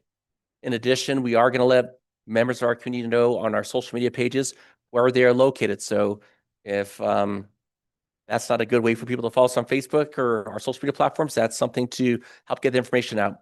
One thing we would appreciate from our local newspapers and media is if they can also put that information out. Again, for us, we're looking to change driver behavior. If someone is not paying attention to all those warning signs and they finally exceed the posted speed limit, or they have a modification of their vehicle that makes it excessively loud, that makes it where it is going to be a noise violation, there's plenty of steps they have to go through for that violation to actually occur. So we're going to do a lot of education on the front end as well. Part of the 30-month rollout, when it first hits our streets, we're going to be issuing warning violations to let people know, had this been live, you would have been getting a violation for this. Let's change your driving behavior before that day comes. And then once we go live, we'll let folks know, as of this date, every violation that goes out that is validated will be a live violation, and you will be subject to civil penalties at that point. The big parts could be education. But one thing as well is we're also going to continue our efforts with our uniformed personnel in the field. It's going to let them identify other areas of concern, including folks not wearing their seatbelt or impaired driving, things that these cameras may not be able to capture. But if they do see a speeding violation or a noise violation is observed, they can still take enforcement action on that. The difference in the two is with this device, that's a civil penalty. If an officer stops you, that's going to be a criminal penalty. So there's a bit difference in what the cost is and also the penalties if you don't pay the fine. Thank you so much, DC. I appreciate all the work. Again, I'm going to plug that we work on those weight limits and those big trucks in La Cieneguita as we get a little bit more help with some of our technology. And with that, no further questions. Counselor Faulkner. All I can do is request Jaguar Road and Airport Road. So many complaints about those two roads in our district. And so if you could just prioritize those, if you're looking at District 3, those are the #1 complaints: drag racing, loud noise, mufflers, speeding, aggressive, like all kinds of stuff happens. And now that we've paved Airport Road, it's increasing. So we can just focus on those two roads in District 3, that would be amazing. Thank you, Counselor. And as of right now, we have been receiving complaints from the community about, they're saying, hey, the road is great, but now there's an increase in speed and noise. So we are going to be giving that area some attention, but that's what's going to drive the deployment of these devices. It's going to be either concerns that are shared from community members or neighborhoods, crash data, and also if we do traffic surveys in those areas and see it's a high enforcement area, then we'll put those devices out there or uniform personnel to do those enforcement operations. Thank you so much. And thank you for everything you do. I know how hard you work. Thank you, Counselor. Counselor Cassett. Thank you, Mayor. Thank you, DC. No questions. I asked plenty at finance, but want to take the opportunity here to express my gratitude because this had come forward to us 2021 or so. And there were a lot of questions that that the proposal at the time couldn't answer, or things that we were not comfortable with, which I brought all forward at finance. And it was just really wonderful to hear how that feedback had been taken, had been addressed. The program design is, very elegant and thoughtful. And I really appreciate all that work because this was one of those challenging issues where there is a balance of this is very needed in our community. We know that there are a lot of issues with the way that people are driving. And yet there were all these other things that we needed to think about that don't necessarily come to the surface right away. So I really just want to express my gratitude to you and your team, putting this together and listening to all of those concerns and making sure that you had plans in place, that there were ways to address them, that our residents' data is well protected, which was very, very important for me and I know for others on this dais right now. So just kudos 1,000 times. Thank you, thank you, thank you so much. Thank you, Counselor. Appreciate it. Thank you, Mayor. Any other comments, questions? Just one quick clarification. Did you say the warnings were going to be given out for 3 months? For 30 days. 30 days. Good. Because 3 months had me worried. It'll take us we're hoping 3 months or less to get it off the ground and 30 days for warning notices once it is live. Great. Well, thank you. This has been a project, 2 years in the making? I mean, it's taken us a while, and I just want to thank you and your team for allowing us to house this within PD, because I know that was a big question, where can it live? And so thank you and your team for taking this on, grabbing the bull by the horns and really bringing this project forward, because this equipment can't be deployed quick enough. I mean, I'm not surprised we have not heard a person speed by here with a loud muffler. I mean, it's constant, and it's not one part of the city that is solely being impacted. It's our entire city. And I think it comes down to enforcement will change behavior. And I think with this tool, increasing fines, it's going to also require your team to do the physical enforcement as well. But I think with that myriad of tools and now in the tool belt, hopefully we start to change behavior, and quality of life improves for everybody in our community. So thank you, DC Valdez, and thank you to the team back there that helped make this happen. Thank you, Mayor. Sure. Councilor Barrett. Sorry, one last question. When this begins to generate revenue, what will we do? Where will that revenue go? What will we do with that revenue? Counselor, that's a great question. One thing I will say is, since it's in the PD's budget, I want to see it go towards PD efforts. One thing we want to look at is, first of all, education. That's going to be the biggest thing we want to use it for, is get the word out there about safe driving behavior. On the community service side of things, if someone that gets a violation requests to do community service in lieu of a fine, those penalties that we have that are paid, if it generates revenue, will offset the cost. Because if they are going to do community service, we still have to pay for the service that's provided for the process of that violation.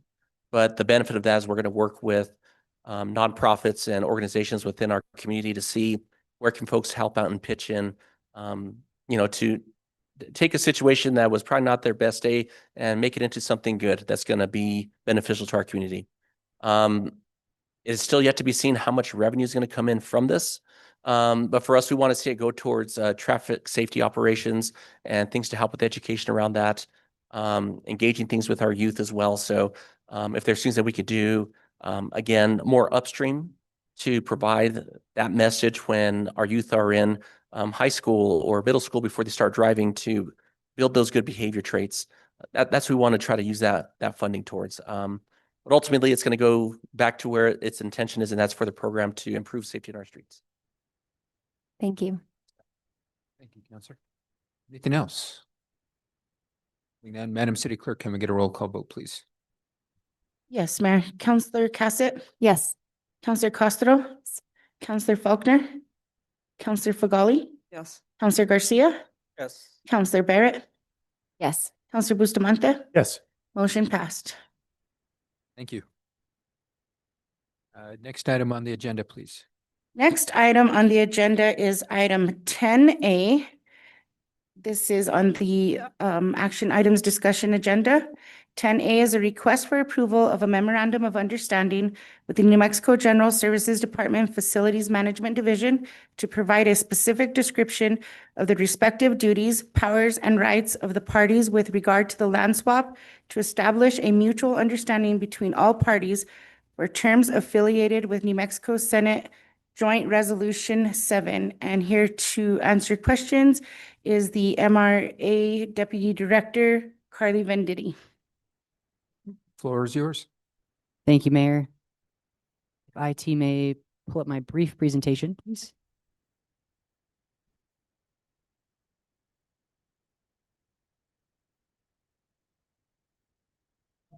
So this evening, I request for the approval of the MOU as previously stated between the New Mexico GSD and the City of Santa Fe.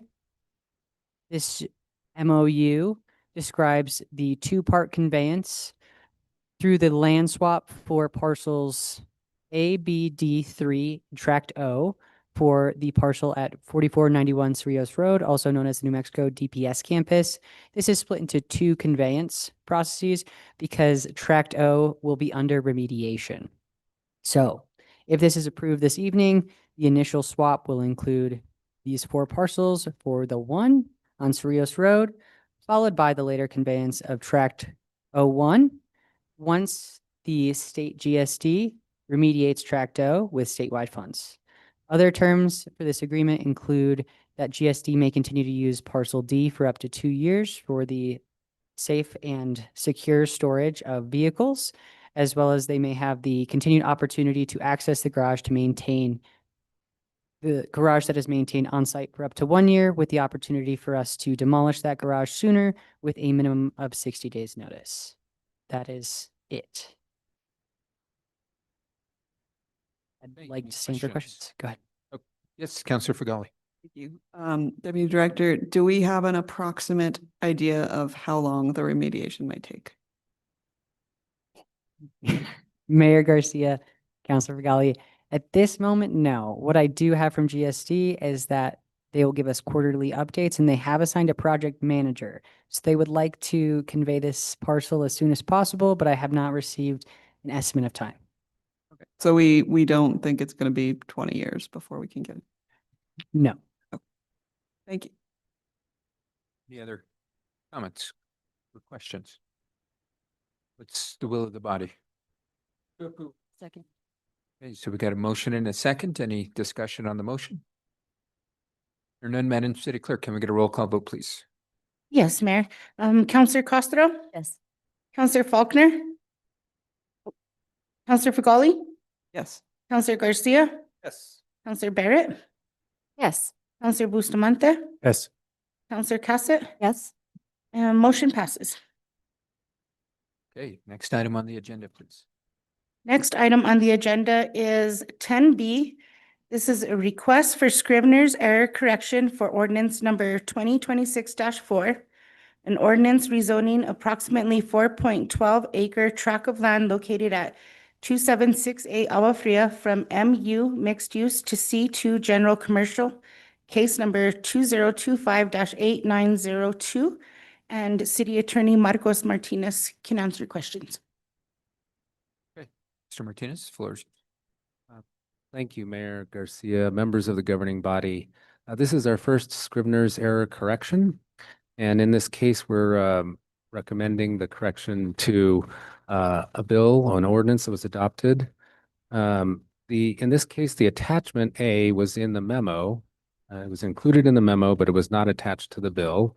So the very minimal correction that we're recommending, which is a cross-referencing error, is to attach the attachment A. The corrected version of the ordinance is in your packet, and that is the only change, merely to attach the attachment A referenced in the ordinance. Okay, thank you. Mr. City Attorney, any comments or questions from the governing body? What's the will of the body? Move to approve? Second. Got a motion and a second. Any discussion on the motion? There are none. Madam City Clerk, can we get a roll call vote, please?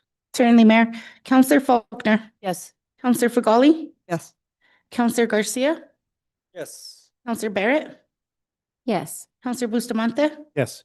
Counselor Cassett, Yes. Counselor Castro, Yes. motion passed. Okay, next item, please. Next item is matters from the city manager. Mr. Mayor, councilors, I just want to do a few updates.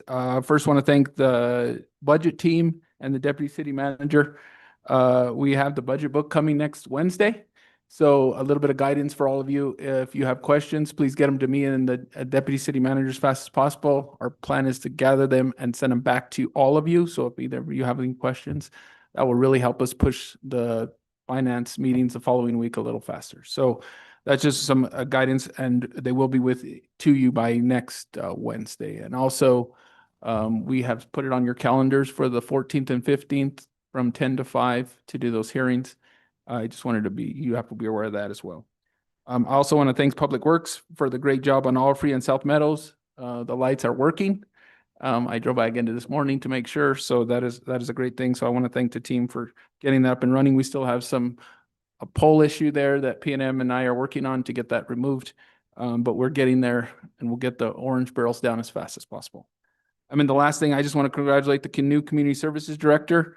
Her first week was this week. It was Sandy Emery. It was kind of my first big hire. So I want to thank her very much. And I think she's going to do a great job. And that's all I've done tonight, Mayor. Thank you. Okay. Thank you, Mr. City Manager. Next item, please, Madam Next City. item is matters from the city attorney. Yes, thank you, Mayor, members of the governing body. I recommend that the governing body go into executive session for the matters identified in the agenda. And I move that we enter into executive session pursuant to the Open Meetings Act, Section 10-15-1H, Subpart 8, for the discussion of the purchase, acquisition, or disposal of real property or water rights by the governing body. Second. So we got a motion and a second. Any discussion? Or none, Madam City Clerk, can we get a roll call vote, please? Yes, Mayor, Counselor Fagali, Yes. Counselor Garcia, Yes. Counselor Barrett, Yes. Counselor Bustamante, Yes. Counselor Cassett, Yes. Counselor Castro, Yes. Counselor Faulkner, Yes. motion passed.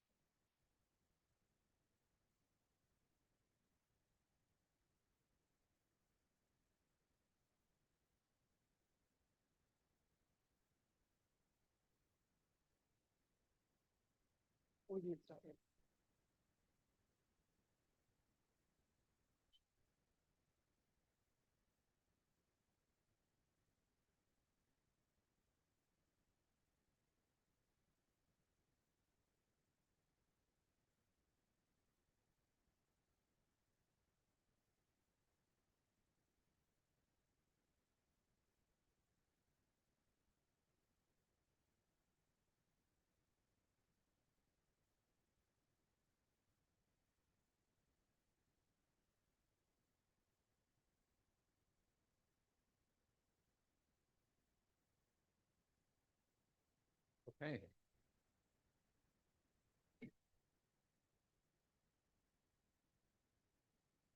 All right, I'd like to reconvene us.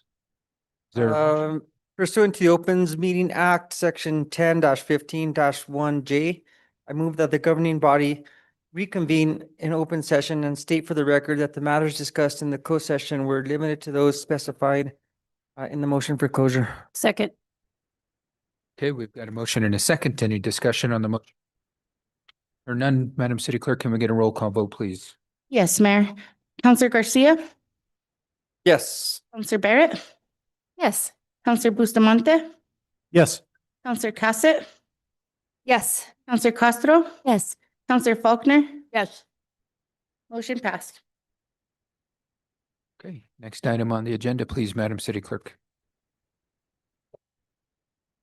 Sorry. Next item on the agenda is matters from the city clerk. And I have nothing to report today, so we can move on to communications from the governing body. Okay. Sure. What was the recommendation? Happy to follow it. Start in the, yeah, here we go. You can Counselor Faulkner, middle too, just the middle. I'm just kidding. feel free, Counselor Faulkner. A couple of things. I want to thank the city manager for all the work that he did to get South Meadows fixed.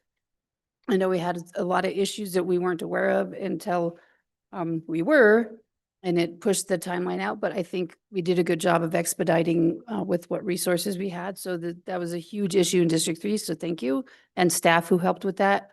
I also, and Councilor Baird will speak to this as well, I would like to invite any members of the council where we won't violate a quorum. Councilor Barrett and I would like to start a homeless task force. And that's on the council side to work in collaboration with the administration with what the mayor's doing. I think there's a lot of good work to be done. And so I think it'd be good if the council kind of had a group that was working through this as well. And then during the budget hearings, the finance committee will be any member of the council and the governing body that wants to attend the finance hearing and wants to have an opportunity to speak to the budget. I will make that open to the entire governing body when it hits the finance committee. Counselor Castro. All right, I will try to be brief, and then I might make a motion that we move to petitions from the floor, but I want to and would be remiss to not say happy birthday to my mom, who turned 70 something on April 28th.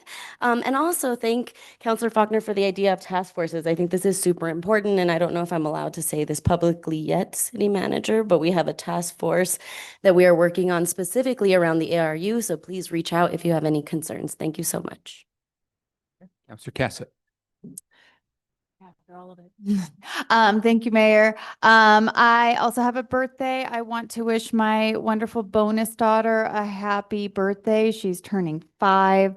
So happy birthday, Ileana. Thank you for being so incredibly fierce and fun and keeping up with all the crazy boys in your life, and having a kid that's idea of playtime is for me to sit down while she does my hair, as opposed to the boys, which is not their idea of fun, is just absolutely incredible. So really, really want to wish her a very, very happy birthday coming up. I also really wanted to thank Deputy City Manager Phillips and Sam Burnett and Sean Moody for meeting with me. As I know, one of my frequent refrains from the dais has been talking about capital budgeting. And so I had the opportunity to sit down with the three of them to really have this discussion around how do we go about capital budgeting, and the fact that the city doesn't have this, broader capital plan where we can funnel down into the ICIP and understanding some of the requirements of what has to be on the ICIP was really just very informative for me, and also I think gave me some really good direction on, okay, so how do we start to be more organized and focused and efficient and understand what we have in terms of money to spend on capital, and really how we think about acquiring new facilities or new parcels of land, or, taking on new projects. We don't really have kind of the nuts and bolts in front of us, I think, for us to make those decisions really well. So I really want to thank them for that, because it was very informative. I think that there are some, very important directions and steps that we can take so that we're better informed, the community's better informed, and we're actually able to make decisions where we are matching our resources to what those outputs could potentially be. So I said it in the meeting, I'll say it again, Deputy City Manager, any way that I can support us moving in that direction, please do let me know. And I would encourage any of you to also take the opportunity to meet with them, because it was a very helpful meeting for me, and both understanding what we're doing now and what we could be doing much, much, much, much better. So thank you. Thank you, Counselor. Counselor Bustamante. I don't have anything tonight, Mayor. Thank you. Let's do Counselor Garcia. Thank you, Mr. Mayor. Nothing, well, I do want to reiterate the thanks for, expediting all the projects on the south end of town, Airport Road and South Meadows. There's a nice trail that's being constructed as well, which had some issues at some point, which got through. So thanks city staff, the attorney office for helping us with that. I may propose in the future, once this is done, that we have a Friday night or Saturday night cruise night. And we'll have a business party and on Airport Road, no drag racing, but cruise, right? And we'll have PD out there, and everybody bring out their oldie cars, and we'll just have a good time. Just putting a plug. Thank you. Yeah, well, whatever it takes, whatever your hoopty looks like. Garcia is the king of cruising. Thank you, Counselor. Counselor Barrett. Yeah, I have a couple shout outs. One is for the Ecotone event that took place at the Rail Yard Park. And Counselor Fagali and I got to lead a really fun, family-friendly bike ride down the Acequia Trail. So that was awesome. And just like big shout out to our Conservation and Sustainability Division. I feel like we are like a model for the country on how we should be running these programs. It's just so impressive to me as our population has gone up that our water consumption has gone down drastically. Like, who else can say that? I don't know. I haven't studied other cities, but I think it's really impressive to me. And then to Sandy Emery in her new position, as you mentioned, I'm just really excited to work with her in this capacity, and we're going to get amazing things done. Also, Mayor's Youth Advisory Board. We are looking for 13 to 21-year-olds to join our Mayor's Youth Advisory Board. We have a group of really impressive students. They're going off to impressive universities, going out there into the world. And so we need a whole new crop of young people to guide us with the issues that are important to them. So thanks. Thank you, Counselor. Counselor Fagali. Thank you. I have a few things as well. One is BPAT is looking for members. We have openings in basically everywhere in the city due to people terming out. So we have one opening in District 1, 2 in District 2, and 1 in District 3, as well as 1 in the county at large. So if you live anywhere that's not District 4, and you want to be on BPAC, you can send a letter of interest to Ramela Glorioso Mas. That information is on the website. Speaking of bikes, we did have a great bike ride last weekend. The MPO is working on installing bike racks on city properties around town, and soon we will have some downtown as well. So that's very exciting. Tomorrow there's an ENN on the Henry Lynch reconstruction. So that is tomorrow at 4:30 to 7:30 at the Nancy Rodriguez Community Center. And then Friday's May Day, so shout out to all of our staff, all of our union members, all of the people who keep the city running every day. And yeah, there's a picnic on Saturday for AFSCME members, and I suppose the rest of us can attend as well if we want. So thank you. Thank you, Counselor. I just want to take a quick moment to wish Miss Stella Vigil-Labate a happy 105th birthday. Today, it's a remarkable opportunity to just have somebody turn 100, to have 105, and somebody who is full of spirit, full of energy, full of humor. It's quite amazing to see. And so I had the opportunity today to visit with her and issue a proclamation in her honor. And I just want to share this with y'all just because it covers kind of like just the amazing things she's accomplished in her life. And so if you would just indulge me for a couple moments, I want to read the proclamation I issued for her. And so it says, whereas Stella Vigil-Labate was born on April 29th, 1921 in Taos, New Mexico, to Abel and Antonio Granby Hill. And whereas Stella Vigil-Labate pursued her passion for education by earning her teaching certification from Highlands University and went on to teach elementary in La Jolla, New Mexico. And whereas Stella Vigil-Labate honorably served her country in the United States Women Army Corps during World War II from 1944 to 1946.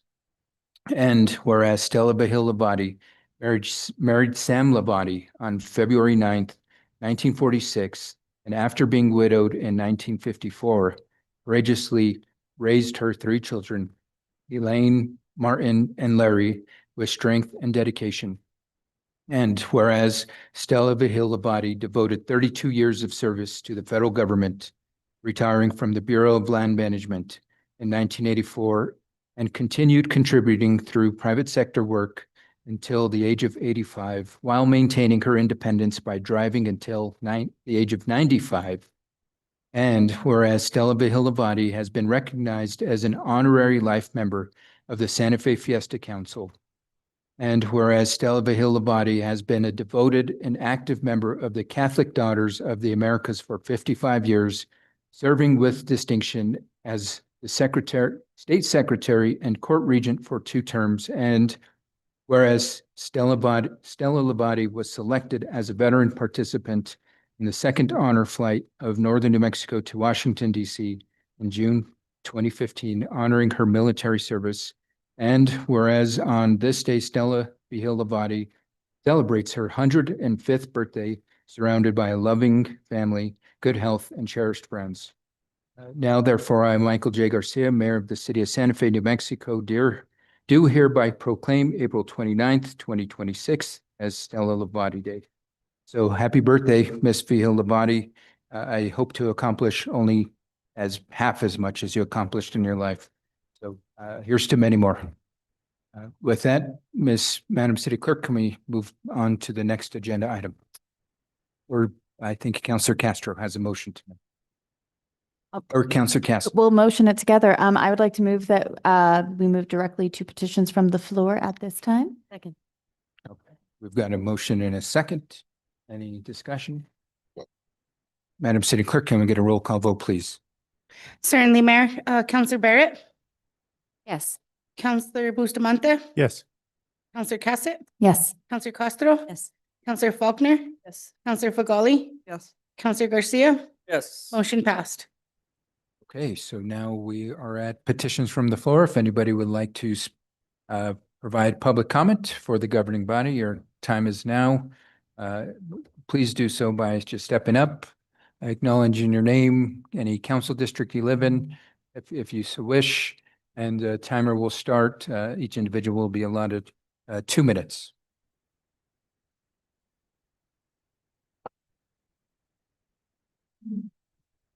All right, so I come up here every chance I get. You guys are failing our city. You do not understand what you guys are doing. Sir, can you please No. state your name? No. For No. I don't So have I just wanted to acknowledge that you're in violation of our procedure rules. You're welcome to speak, state but attorney. I have a right not to do my name, and I have a right to speak openly in the Open Meetings Act. I do not have to release my name. Is that right?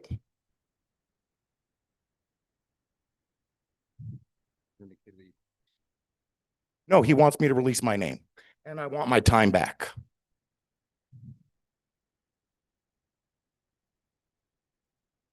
This, Restart the clock, please, at 2 minutes, because you took time from me. you have a minute and 24 seconds left, sir. Okay, I'm gonna put it this way. You're failing us, all of you.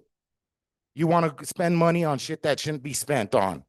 That new sound ordinance thing, traffic, I'm sorry. I have a right to be as loud as I want from 7 o'clock in the morning till 10 o'clock at night. That is the ordinance. I work construction.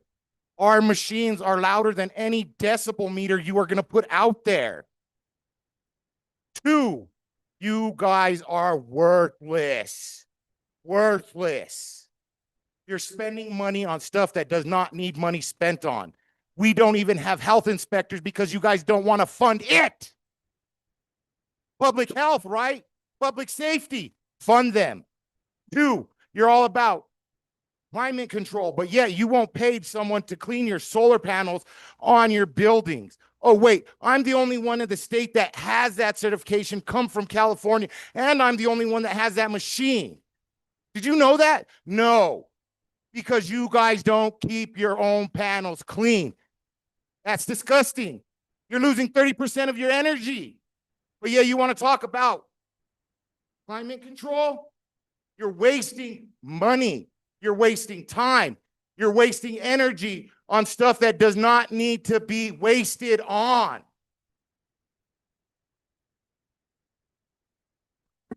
Okay, your time has expired, sir. I will be back next week. And I will be back at every meeting Next, from now on. Because you guys are failures. next member of the public, please.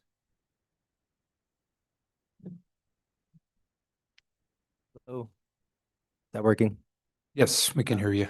My name's Ramos, Mayor, governing body, City Manager, Moya. So I'm coming here because I have a concern that's kind of a long-term concern about the ARU, but in particular today is a concern that's a little more pressing. The last 9 years that I worked in the fire department was in the mobile integrated health office. And my primary responsibility was around direct client services. And I just wanted to speak to the acuity of clients that the mobile integrated health office and the ARU serve.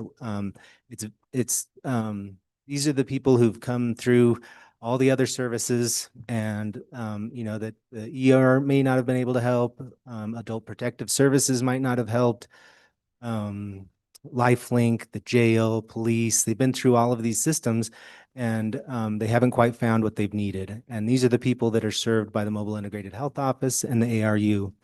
And the reason that's important is because I think today might be the last day that Nicole Alt, our clinical supervisor, who was part of building the program, I think it's her last day, and the other structural pieces are not in place around the way we designed the ARU.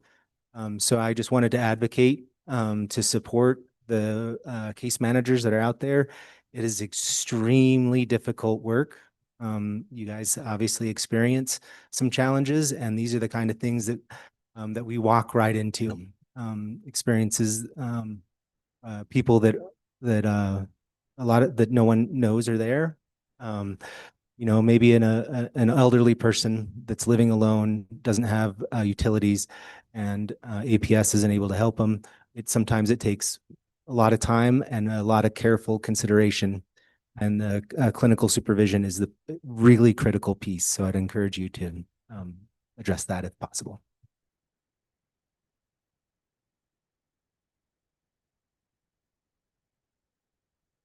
Good evening to all assembled. I'm cutting my 3-minute talk to 2. To ensure removal of nuclear waste from. Sir, if you could please. Wilkes. I am John Wilkes, project manager of the Plutonium Trail Caravan. To ensure removal of nuclear waste from Santa Fe County, the first, last, and only opportunity rests with supporting before June 8th the New Mexico Environmental Department's proposed WIP permit modification provisions. The State Secretary of the Environment has claimed, quote, DOE is walking away from nuclear waste cleanup, unquote. On April 26th, Secretary Kinney proposed revisions to the state permit of the WIP. The state deadline to the federal government to remediate landfill sites radioactive since 1943.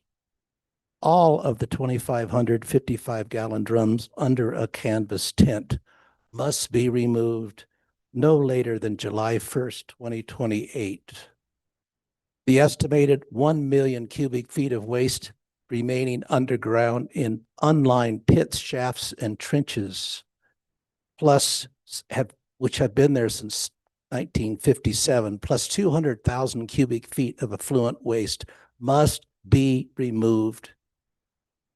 The WIP permit issued in 2023, of which was negotiated by members of my organization and others, specifies that the DOE must prioritize the removal of legacy waste. They have not.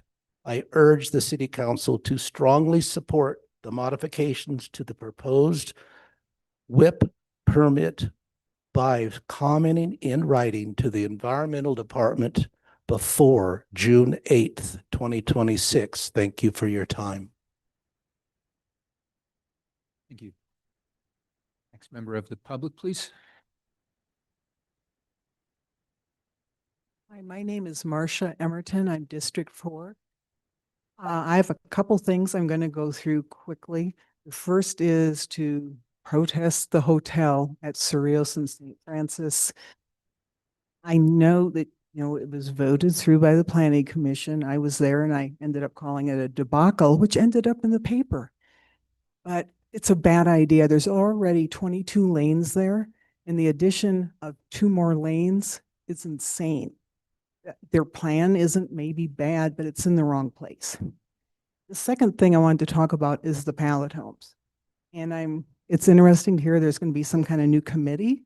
And I would like to suggest maybe there's an organization called Santa Fe Housing for All Collaborative. It meets every first Tuesday of the month at where the pallet homes are now.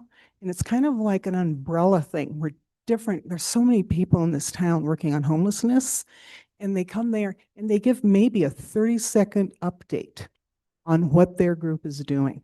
Lots and lots of good people. Boy, I did that fast. I'm already out of things. Anyway, yeah, please do reconsider the hotel. And when you go online, there are so many people talking about this, but I'm always disappointed they're not here in the chairs. So I'm hoping some hands come up, but please revisit. Thank you.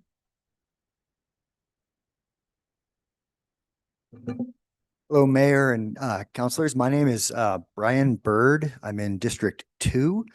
And I want to first thank you all for approving the agreement for the noise and speed cameras that you all did earlier tonight. There's a lot of support for that in our city, and I really thank you for that. And I'm here just to give my support to Councilor Faulkner, Garcia, and Chavez on Bill number 2026-9, which would eliminate the minimum penalties for reckless driving and criminalize aggressive driving. So I hope you all will support that.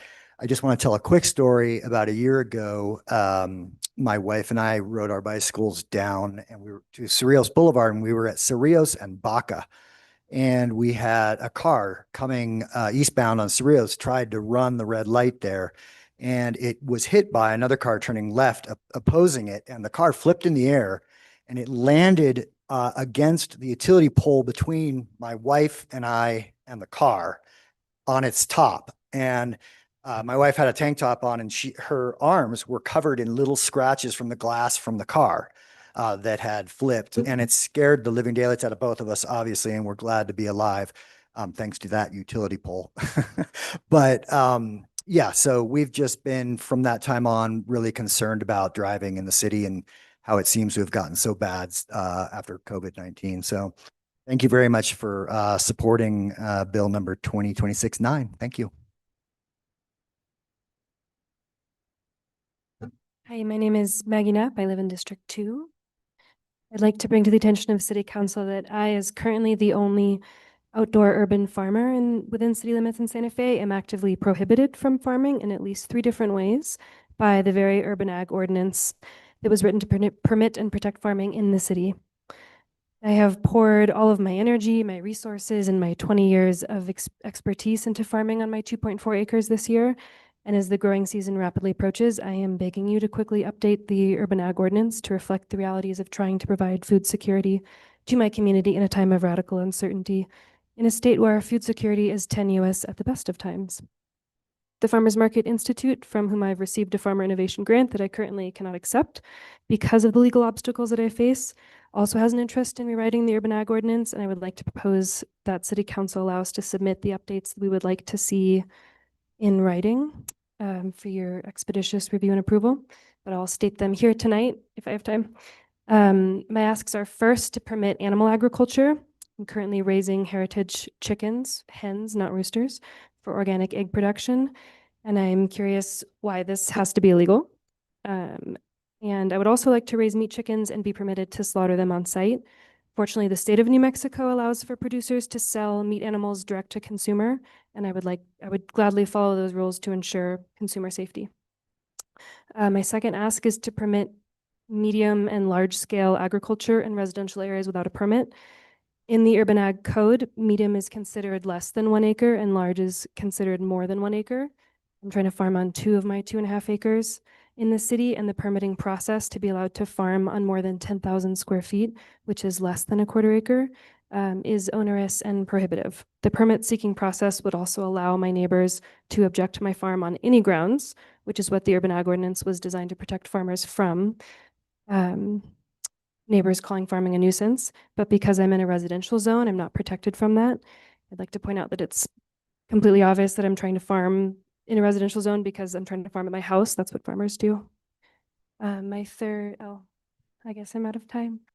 If you got one, if the third is your last one, feel free to wrap it up. Well, I do have 2 more, so.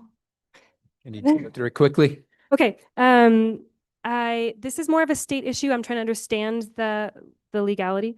But I would like to be permitted to use my well water for small scale agriculture in this urban area because farmers need to be able to access groundwater resources, particularly during times of historic drought. Like right now, the Rio Grande Basin is at 8% of normal snowpack. And water conscious, organic, small scale, diversified production farmers should be priority water users in this state, I think.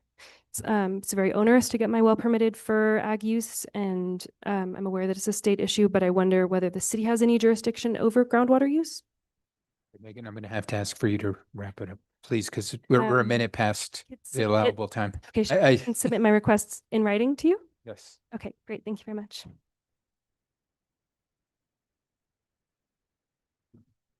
My name is Andres Mercado, retired battalion chief for Mobile Integrated Health for the City of Santa Fe Fire Department, mayor, councilors, city staff, and members of the public. I created the Mobile Integrated Health Office and the Alternative Response Unit. I know very well Felina, Matt, Ray, Missy, and Jessica, who are the 5 case managers that are left in the program. And I know that they've been doing their best and will do their best throughout this reduction in services and support.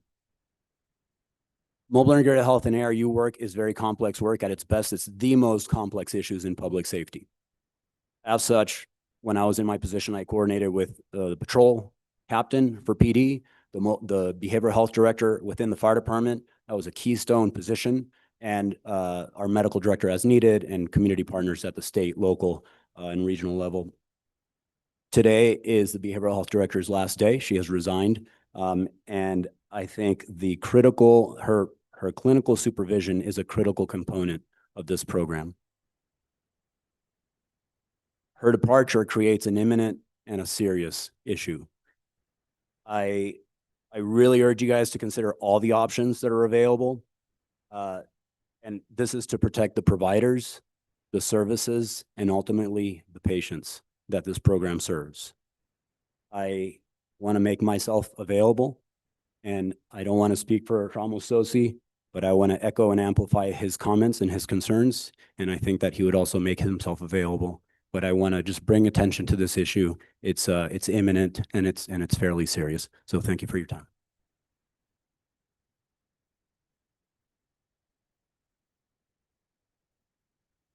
Is my name or do you need my district? Name and district is what. That's good enough. Molly Langley, District 2. I want to thank you for your service. I was reflecting as I was waiting in line to speak.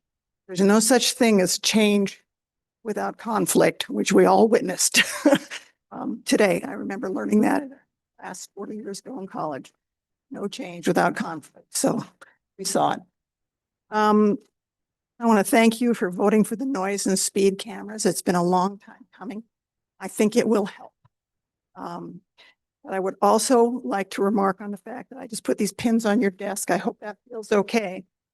But the individual, the marketing professional that designed these pins, about 4 months after he designed the pins, he was killed by a car driver on Airport Road before they fixed it, going, I believe, close to 100 miles an hour. And so I'm standing here before you on behalf of his broken-hearted widow. He retired here, 75 years old, and it was cut short by an aggressive driver. So we all have personal stories. Brian told his. We have to cut this off. I support enhanced penalties for individuals who are using their cars as weapons. And I think that's the way it criminalized rather than just penalized civilly. This is different from somebody with a lead foot on Zia. What some of these individuals are doing is just no. So I want to thank you very much for considering this, and we support it.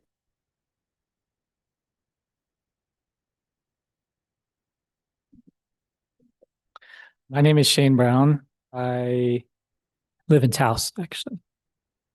I'm here on behalf of the Los Alamos Study Group to say that there is a draft resolution being written up to present to the governing body that opposes plutonium pit production, similar to past resolutions that have been signed and passed by previous governing bodies. It's momentum that we hope to work with you on. And for my part, the way that I want to put it is that it's going to take some bravery to do something like this. Being complicit with the lab's PR narratives might seem safe and seem like you're not troubling the waters, but it does not keep the world safe. Telling the truth keeps the world safe, and opposing plutonium pit production keeps the world safe. You are a wonderful resource. This sends a loud message to Washington, as it has in the past. So we hope to work with you. Thank you.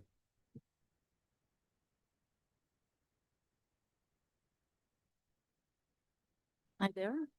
My name's Jennifer Reed. I live in District 2. And as I've said before, and will probably say again, I really applaud the criminalization law you did for the aggressive driving, because that is extremely dangerous. And the noise attached to that activity at night is very disturbing. And I actually agree. It's just, there's a minor problem. I can understand someone being pissed off that you folks did that as a generalization, but I know how that can seem like a minor detail. But it's not. It's sort of the thin edge of the wedge on law, defiance of the law and other things. But my point is, passing laws is great, and they are not worth any more than the resources allocated to enforcement.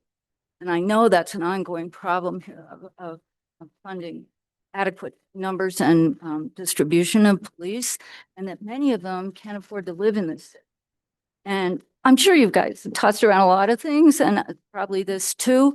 It occurs to me that the police on all levels would have more skin in the game if they could live in the community that they're serving. They would just be more aware of what things are going on and experience some of this themselves. And I'm not saying they're the weak link in the chain at all, But I hope you will consider as a supplement to their pay, if you ever have the money to allocate, housing vouchers. So they can live here, not as out of their pocket, but help them live in the community they serve. That's, oh. If there's any other members of the audience who would like to address the governing body, now is the time to do so. Madam City Clerk, is there anybody online? Yes, Mayor, there is one person online with their hand up, Stephanie Benenato. Stephanie Benenato, can you hear me? Yes. District 2. I put in petitions, I put in the public record the comments that I'm going to summarize now. And I hope that you read them because they're more detailed than I can do in 2 minutes. I am totally opposed to doing away with the H board. I think it would be a disaster. Talk about cultural, historical, and economic wipeout. You know, the obelisk is an anthill compared to doing away with the historic board, which is the history of our town is what draws people here. I know that as a tour guide. And the White House, as an example, is a poor example because those owners threw $5 million away with their original contractor who did substandard work and made the building vulnerable to destruction. And they also came in several times to do changes. So I don't think it's a good example.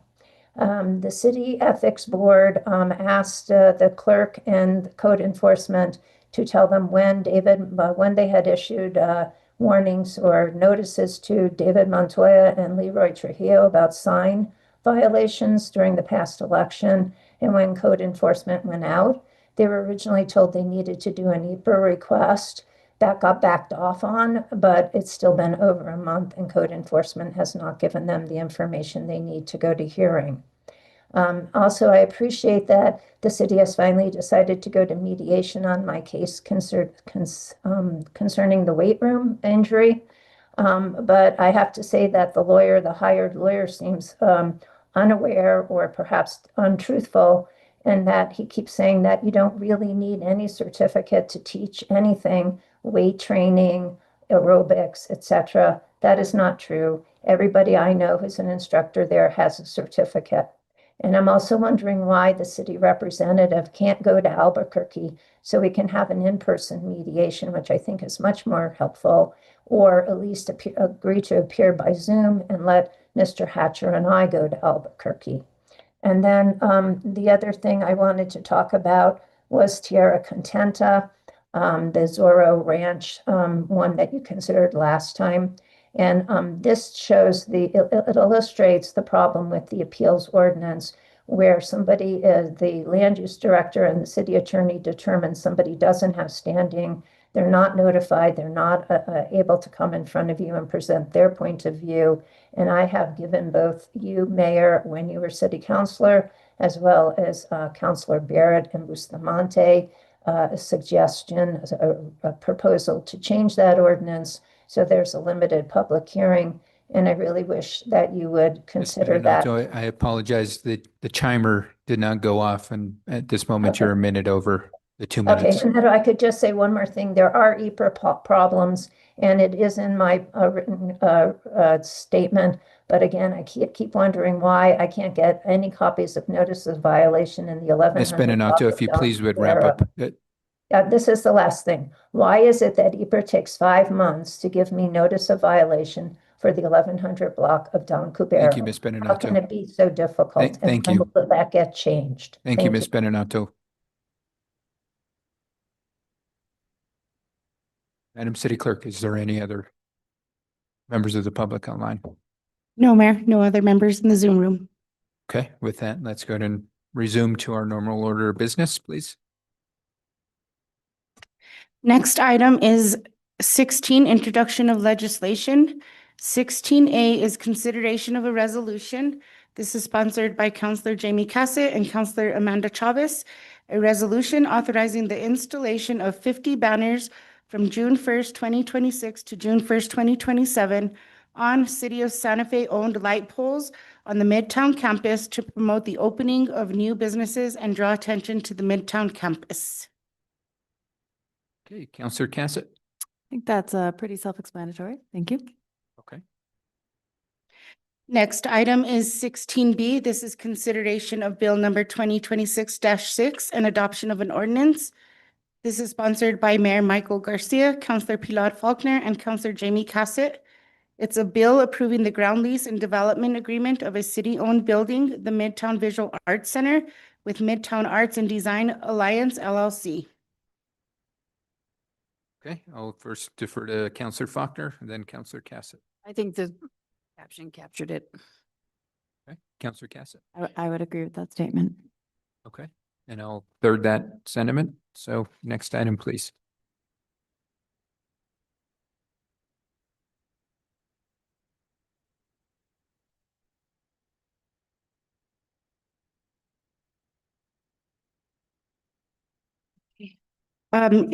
There's a pending a waiver of a governing body procedural to change the dates of the committee review.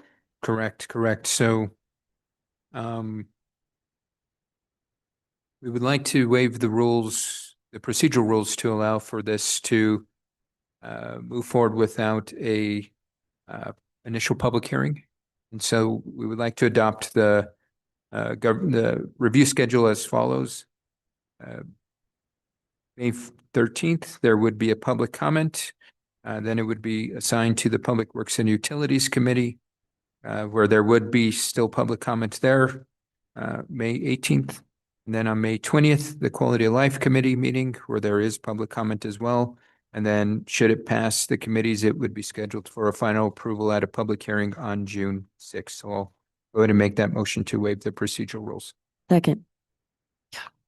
Okay, there is a, yes, Madam. Wait, never mind. Yeah, Do the, yes, I have yes. another motion to add on to this one. So, or Okay, we'll get there. okay, so there is a motion and a second on waiving the procedural rules for the assignment to this. Any discussion?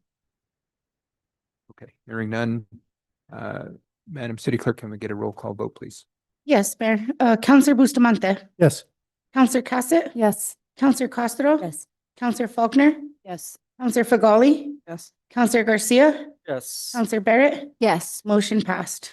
Okay, so that motion passes. Councillor Cassett. Thank you, Mayor. I would like to request that this also goes to, oh wait, I'm sorry. Yes, no, I would like to request that this also goes to EDAC, which I failed to have it request to go there. But we typically look at most things Midtown. So that would also be, I believe, on May 6th, which is actually very timely as we will be meeting on the Midtown campus that day for a tour. So if I could make the request that it would also go to the Economic Development Advisory Committee or make a motion, which would also require a waiver of the rules because it would be going to EDAC prior to the public comment period at governing body. I don't know if I can make that all at once. Okay, so I make a motion to send this to the Economic Development Advisory Committee on May 6th. Second. And to suspend procedural rules to do so. Do you get it?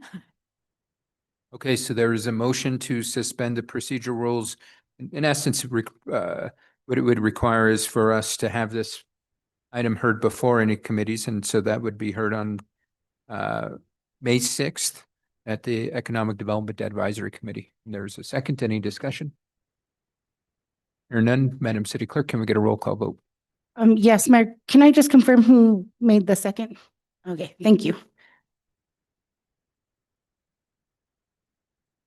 Okay, Councillor Cassett. Yes. Councillor Castro. Yes. Councillor Faulkner. Yes. Councillor Fagali. Yes. Councillor Garcia. Yes. Councillor Barrett. Yes. Councillor Bustamante. Yes. Motion passed. Okay, so just so we're sure on my motion, because it was similar to Councillor Cassett's, is it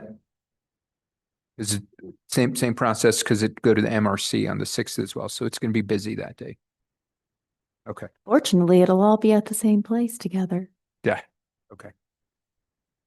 Perfect. Any other discussion on this item? Okay, next item, please. Next item is 16C. This is consideration of bill number 2026-9 and adoption of an ordinance. This is sponsored by Councilor Pilar Faulkner, Councilor Lee Garcia, and Councilor Amanda Chavez. It's a bill amending subsection 12-6-12.3 of Article 5(4) of the Uniform Traffic Ordinance to eliminate minimum penalties for reckless driving and raising maximum penalties from $25 to $250 for first convictions, from $300 to $500 for second or subsequent convictions, creating a new section 12-6-12.4A of Article for Article 4 of the UTO, Exhibit A to Chapter 24, SFCC 1987 to define, criminalize, and penalize aggressive driving, amending the UTO's schedule, a traffic violation penalty assessment schedule to increase certain penalties to specify that all reckless driving fines, aggressive driving fines, as well as all Schedule A penalties, except for those dedicated to traffic calming, shall be split equally between the Law Enforcement Fund and the Fire Support Services Fund, and to require mandatory court appearances for violations related to aggressive driving, creating a new section 12-6-12.25 of Article 4, engaging in prolonged, deliberate, and or excessive tilling of another vehicle and establishing a penalty in Santa Fe's UTO Schedule A traffic violation penalty assessment schedule for the same, creating a new subsection 12-6-12.26 of Article 4, unsafe sudden stops, and establishing a penalty in Santa Fe's UTO Schedule A traffic violation penalty assessment schedule for the same, creating a new subsection 12-6.27 of Article 4, throwing items outside of vehicles at another vehicle or at a pedestrian, and establishing a penalty in the Santa Fe's UTO Schedule A traffic violation penalty assessment schedule for the same. Okay, so we'll go in order of listed. Councillor Faulkner, then Councillor Garcia, then Councillor Chavez. After hearing that, I'm confused about just kidding. Just kidding.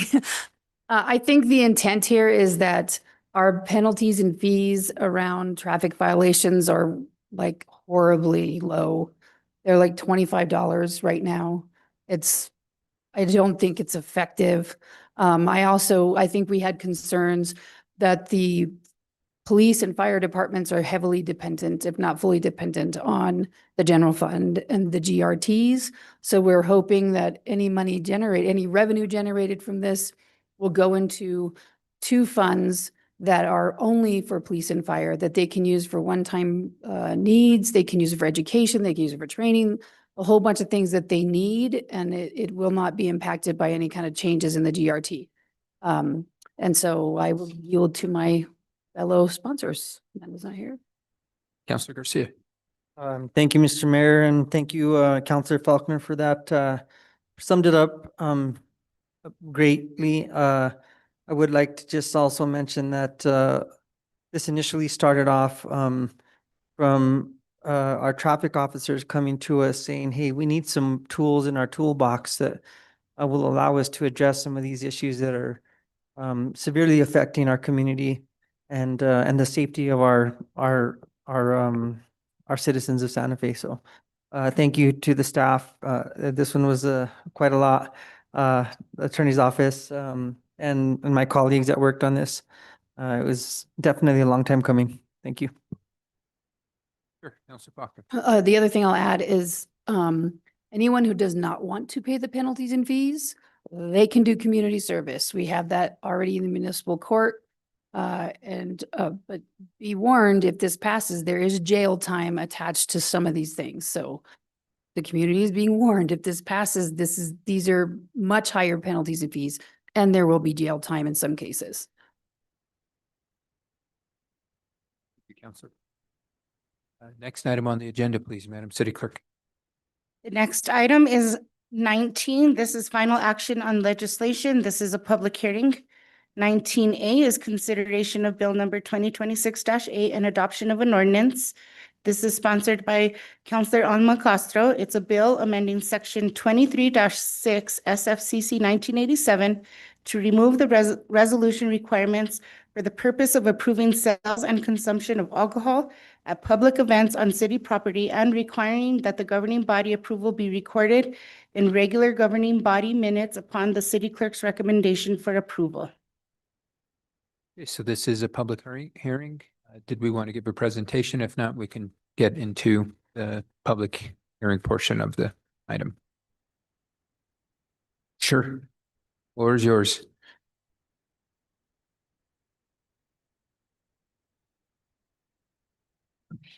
Mayor, councilors, I think one of the main purposes of this bill is to increase efficiencies in our office. My staff last year spent so many hours drafting alcohol approval resolutions. And so we've come up with a new process, and there still is a process, and you all would still approve the events. It would just be a one-time thing where the city clerk would recommend and you all would put for the vote. So. Okay. Any of the sponsors want to speak to it? If not, No, I will just say that this actually came about last year because there were so many requests for alcohol permits in District 1 that I just didn't want to have to necessarily put staff through all this process. So thank you again for all your work. Thank you. we'll go to move to the public hearing portion of this item. Are there any members of the public here in the chambers that would like to speak to this item? Do not see any. Madam City Clerk, are there any online? Yes, Mayor, there is a hand raised in the Zoom room. Stephanie Benenato. Ms. Benenato, the floor is yours. Thank you, Stephanie Benenato. I am not in favor of having alcohol at public events. I don't understand why people can't enjoy events without having to have alcohol, but I realize that this is a societal need, I put that in quotes, or want. And I do believe that it will increase the efficiency of city council and of the staff not to have individual resolutions. However, I wonder if you will ever not approve something, and I wonder what kind of control there will be in terms of the amount of alcohol that is served at these events. Like, are there tickets? You have so many tickets. Is there an area that you only can drink in and not outside that? Should there be children present? And if the sponsors could speak to that, that would be, I think, just helpful for public information. Thank you. Lauren, I think that might Wait, hold on one second, Counselor. We're still on public comment. And then feel free to respond after. And any other members of the public online? No. Okay, now we'll go to move to any comments or feedback from the governing body. Next part of our process, and I think that was more a question for staff and the new process, how we will be deciding on the recommendations by the city clerk. So when a liquor license or a special dispenser permit or public celebration permit is submitted to the clerk's office, we ensure that there is security. And they do have servers that are certified, and their license is on the line when they do these special dispenser permits. Any other questions or comments, Counselor? There was also a question as to the amount, and that is based on the occupancy, is my understanding. That is correct. That's all. Thank you, Mayor. Okay. Any other questions or comments from the governing body? If not, what's the will? Second. Okay, so we got a motion and a second to approve. Is there any discussion? Hearing none, Madam City Clerk, can we get a roll call vote, please? Certainly, Mayor. Counselor Castro. Yes. Counselor Faulkner. Yes. Counselor Fagali. Yes. Counselor Garcia. Yes. Counselor Barrett. Yes. Counselor Bustamante. Yes. Counselor Cassett. Yes. Motion passed. Okay, next item, please. The next item is 19B, consideration of bill number 2026-5 and adoption of an ordinance. This is sponsored by Counselor Amanda Chavez and Counselor Pilar Faulkner. It's a bill authorizing the execution and delivery of a water project fund loan/grant agreement by and between the New Mexico Finance Authority, NMFA, and the City of Santa Fe, New Mexico, the borrower grantee, in the total amount of $2,500,000, including a loan in the amount of $1 million, evidencing an obligation of the borrower/grantee to utilize the loan/grant amount solely for the purpose of financing the costs of designing McClure Dam to the outlet, conduit, and spillway, including related work and revisions, and solely in the manner described in the loan/grant agreement, providing for the pledge and payment of the loan amount and administrative fee solely from the net revenues of the water utility system and the borrower/grantee, certifying that the loan/grant amount, together with other funds available in the borrower/grantee, is sufficient to complete the project, approving the form of and other details concerning the loan/grant agreement, ratifying actions heretofore taken, repealing all actions inconsistent with this ordinance, and authorizing the taking of other actions in connection with the execution and delivery of the loan/grant agreement. And Water Resources Coordinator Alan Hook is here for questions. Okay, Mr. Hook, if you want to give an overview of the proposal. Yes, thank you. Good evening, Honorable Mayor Garcia, members of the governing body. Can you hear me? There you go. And thank you to the amazing city clerk for that introduction. So this project is specifically for only the design of the McClure Dam Repair Project, which includes the dam itself, also the spillway. And our project is probably going to be anywhere from $3 to about $4 million just on the design portion. Project itself is going to be anywhere from 40 to 50 million estimated. We are not even at 30% on the design of the project. That should happen in about a month or two. But again, this is $2.5 million towards that $3 to $4 million on the design. And we expect, like I said, soon 30%. 1.5 million is a one-time grant towards this design. The other million is a 20-year loan at 0.25%. So it's good rate for us.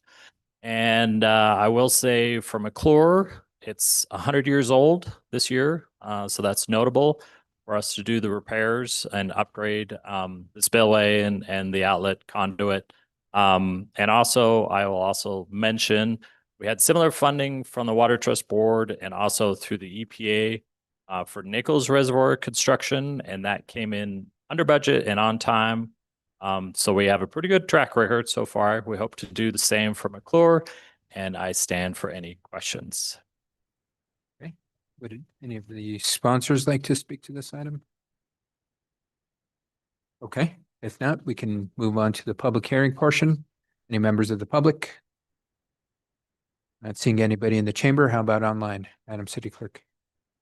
One hand is raised. Stephanie Berenato. Of course, I think Stephanie Benenato, of course, I think that this is a necessary expense, and I'm impressed that it came in under budget and on time, and I hope that this part of the project or this dam improvement will do the same. So thank you. Or any other members of the public online? Mayor, no other hands are raised in the Zoom room. Okay, I will now turn to the governing body. Is there any questions or comments from the governing body? On behalf of the sponsors, I just want to thank staff for all the work that they put on this, and again, great job.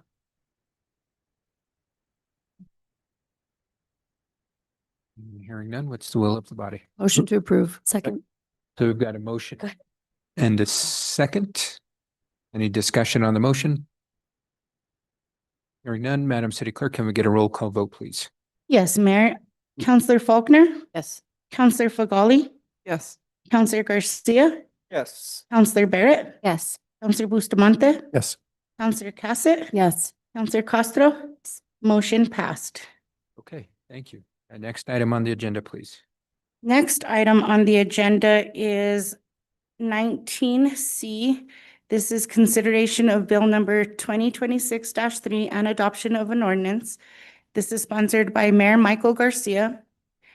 It's a bill relating to city administration, amending section 2-8 SFCC 1987 to reorganize certain city departments, creating new sections of code to include 2-8.10, 2-8.11, 2-8.12, 2-8.13, 2-8.14, and 2-8.15, amending section 2-8.1 SFCC 1987 to include a general provision section and Exhibit A, amending section 2-8.2 to rename Community Health and Safety Department to Community Services Department and to include Youth and Family Services and Recreation, and to remove the Office of Emergency Management, amending section 2-8.3 SFCC 1987 to eliminate the Community Development Department, amending 2-8.4 to establish the Office of Emergency Management and changing the name from the Office of Emergency Management to Emergency Management Department, amending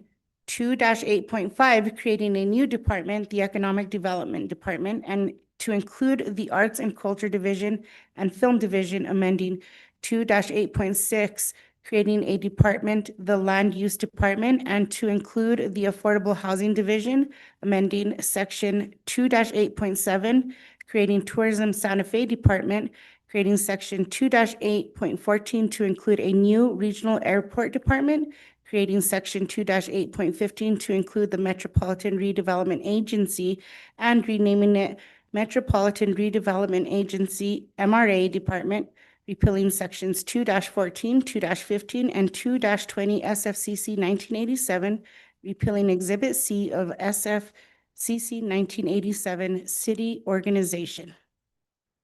Thank you, Madam City Clerk. And so just I want to get some quick clarification from our city attorney, because last meeting we did approve a change in the title of the caption of this proposal, which was to go from Economic Development Department to Economic Development and Creative Industries Department. That amendment did pass, and just want to confirm with the city attorney that we are okay to move forward with considering this proposal for adoption. Yes, Mr. Mayor, members of the governing body, I think because the governing body did take formal action to amend this title,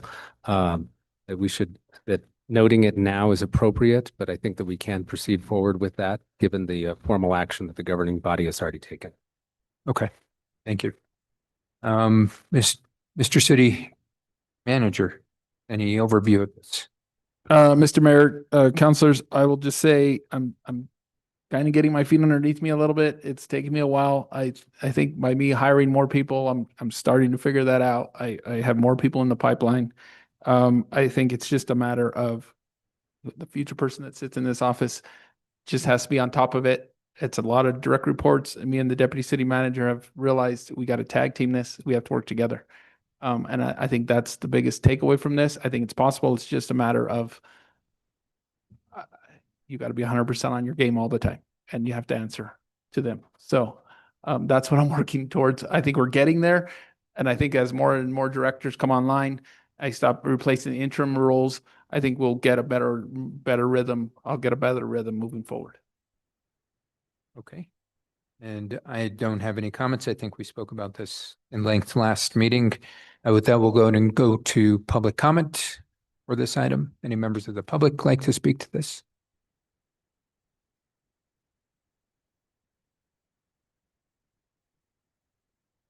Okay. It's similar process, just state your name and council. There we go. How's that? Again, my name's Ramos, and I wasn't actually planning to speak to this specific issue, but when I saw it on the agenda, I thought it is part of my larger agenda to talk about the ARU. When I was in the fire department, I worked under Greg Clyburn, who was assistant chief of EMS. It was a third assistant chief in the fire department structure. And as you all know, EMS is a huge part of what we do in the fire department. It was my second passion after firefighting. I came in and fell in love with EMS, and then the MIH office was my third, but I really want to advocate getting this position back. From what I understand, when this original reorganization happened in 2020 or so, we gave up the assistant chief position to fund the community health and safety director position. And so if that position is going away, I would advocate to replace that structural piece that supports the ARU and MIH. But also, you would have a hard time finding anybody who would advocate more for the paramedics and the EMS services that we provide. I'm so glad that we have the EMS captains, and providing support to the medical officer is really important. And then this would also contribute to the sustainability of the ARU. Thank you. Andres Mercado, mayor, councilors, city staff, and members of the public. So I think most of you know 75 to 90% of the fire department's calls are for healthcare services. I think the public, though, is oftentimes pretty surprised by those numbers. And the fire department's promotional reading list and their organizational chart just really has not kept up with, and it doesn't reflect our healthcare operations. It just hasn't kept up with the changes in the call volume in the call types that we're responding to. And as Ramos Sosi mentioned, in around 2019, 2020, when community health and safety department was created and they needed funding for the director, they pulled the recently created assistant chief 3 of emergency medical services, who was over healthcare operations for the fire department, to fill that position. Mobile integrated health and alternative response is not a couple programs. It's a paradigm shift. And I think that the changes to the city's department structure is totally within the administration's purview. And I think that, you know, all these how that's organized really is up to the administration. But I would like to suggest that AC3 be returned to the fire department to lead and support meaningful resourcing, and also to correct some of the structural issues that have been alluded to around mobile integrated health, emergency medical services, and everything that we consider healthcare services being provided directly through our city. So I hope you take that into consideration as you prepare the budget. I think that would be a key position to really help the fire department achieve its mission. Thank you. Is there any members of the public online? Madam City Clerk. One hand is raised. Stephanie Benenato. Thank you. Ms. Benenato, Stephanie you have the floor. Thank you, Stephanie Benenato.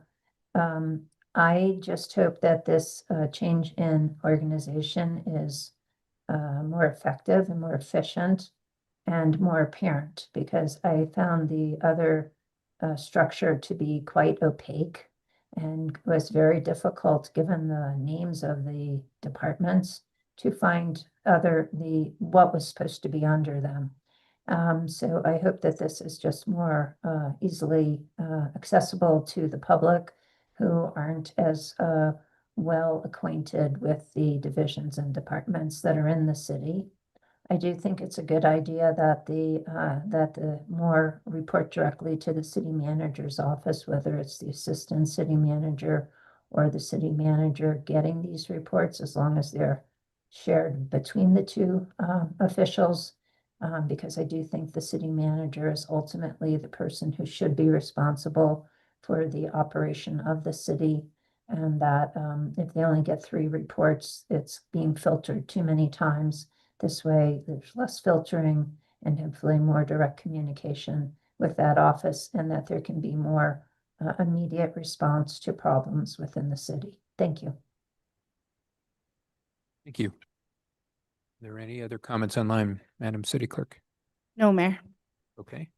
With that, I'll go ahead and turn to the governing body for any comments or questions. Councilor Casa. Thank you, Mayor. As I'd spoken last week, I don't have to go back into this. You know, my challenge was I'd like to wait for a permanent city manager before really diving into this reorg. But I did. I'm glad you all were here to speak to this, because I think the conversations that have been coming in about ARU and the reorg did actually trigger that thought for me as well, around where the community health and safety director position came from. And if I am correct, it's still based on, all the organizational and funding, it still resides in fire. Am I correct in that? Mr. Mayor, Counselor, yes, it is still in fire. Okay.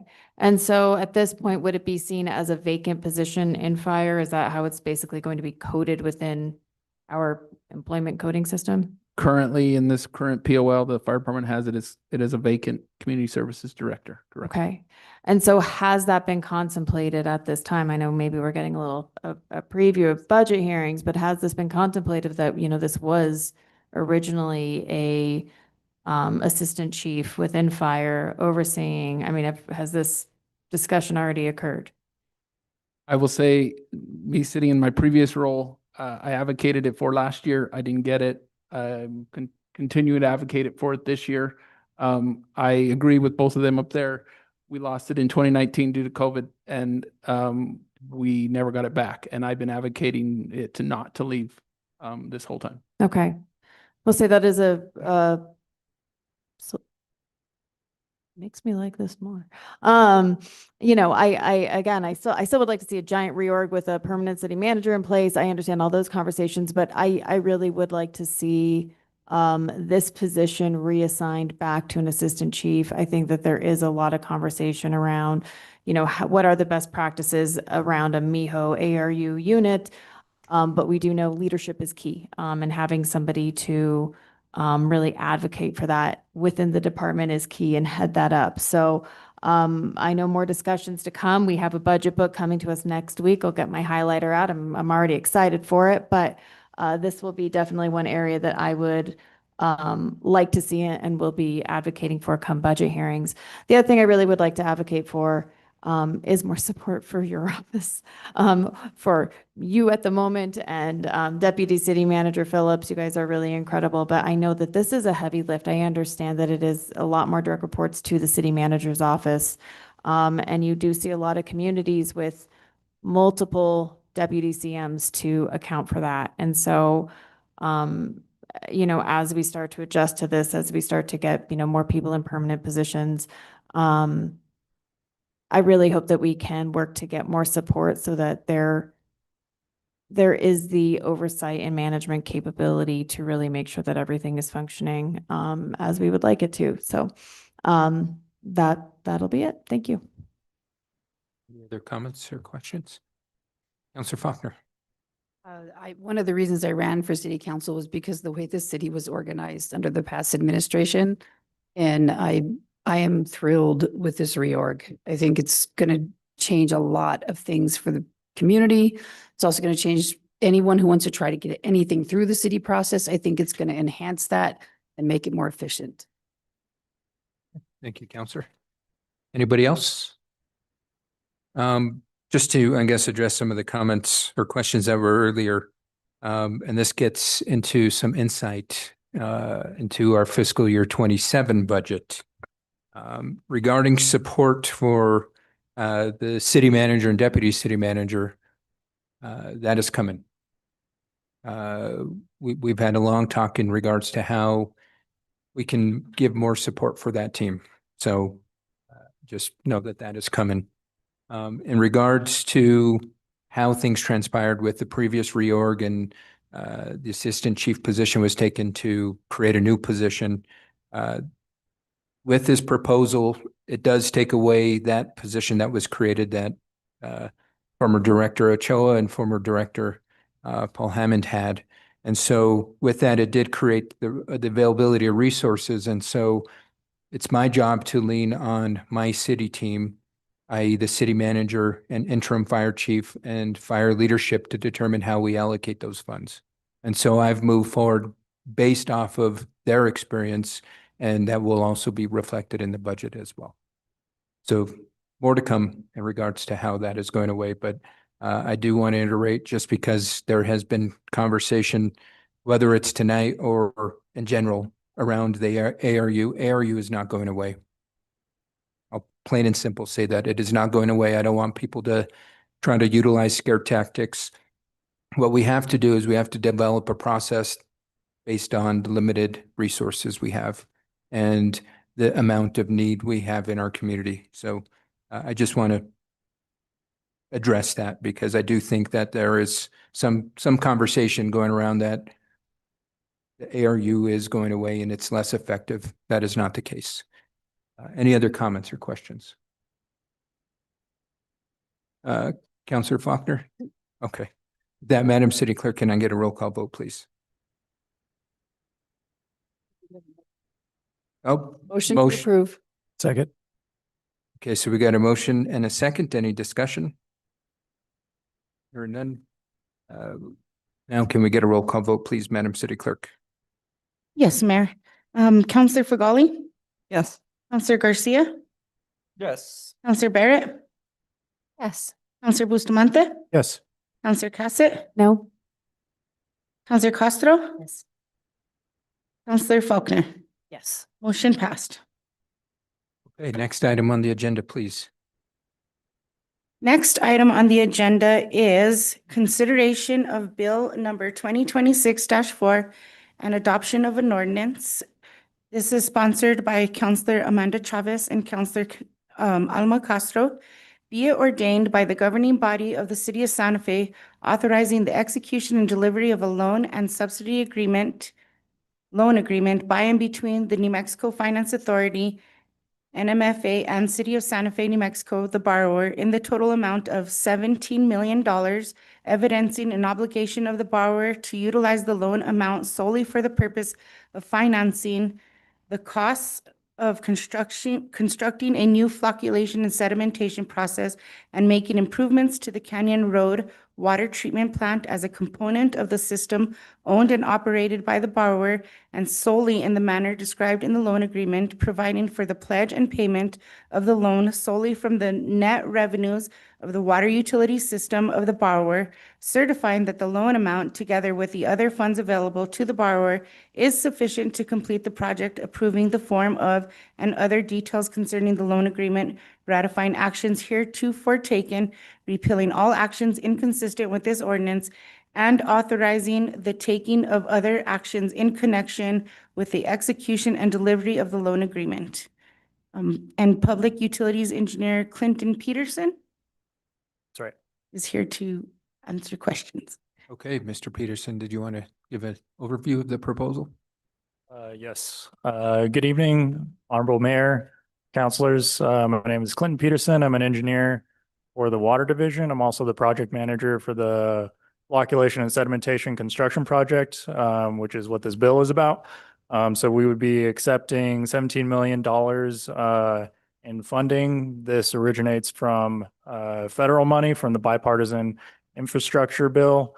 And it originates from the EPA. It's managed, administered by the NMFA.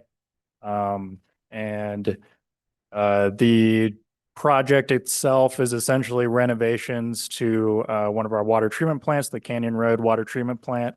It's a pretty critical source of infrastructure. It provides roughly half of the potable surface drinking water to the city of Santa Fe.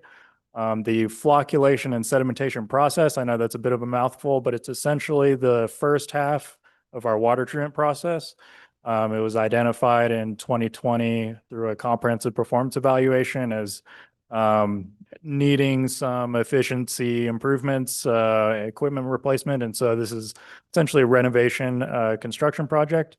We're currently under contract with Bradbury Stamp Construction to complete the project. It's scheduled completion in spring of 2028. The total cost of the project is roughly $22 million. So it's a fairly large construction project for us. And this would be an excellent funding source. So we have two sources of funding. This source, $17 million loan at a rate of 0.25% is, I believe, the interest rate, with up to $8.5 million of principal forgiveness. So it's a really good funding opportunity for us. The other one being the Water Trust Board funding for $7.75 million. And the public hearing for that was, I believe, last month. So I'm happy to take any questions at this time. Okay. Thank you, Mr. Peterson.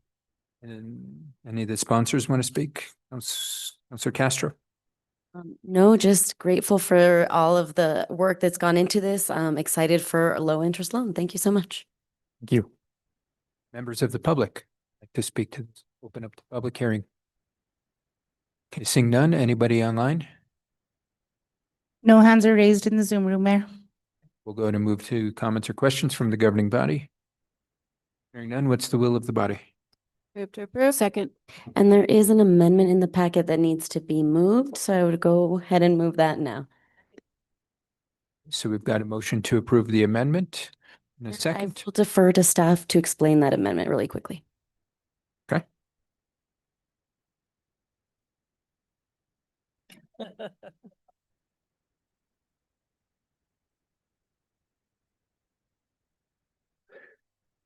Mayor, councilors, there is an amendment in the packet, and one of the critical issues here is that the bill as it is drafted now had some differences that our state partners thought, and then we had a chance to work together collaboratively to cure the draft of those inconsistencies. So, and one of the critical inconsistencies was the 8.5, the loan piece. So the amendment is going to swap out the bill that's in the packet now for the one that's attached to the packet, to the amendment sheet that you see. So it's their technical corrections. So. Any discussion on the proposed amendment? Yes, just one quick question. Does it change the caption? Is that? Yes. So then Yes, that it will does. delay the final approval until, That's correct, Mayor. So this, you all will vote on the amendment. If you adopt the amendment, then we will have final action on this bill on the 13th of May. Yeah. okay. So we will also have to amend the schedule. Is that correct? No.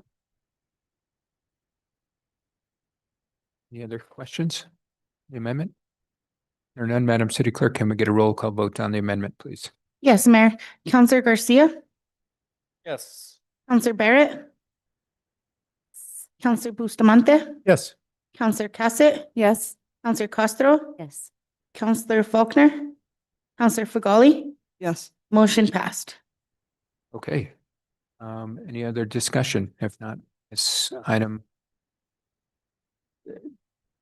Mr. City Attorney, do we need to make a motion to postpone it till the 13th?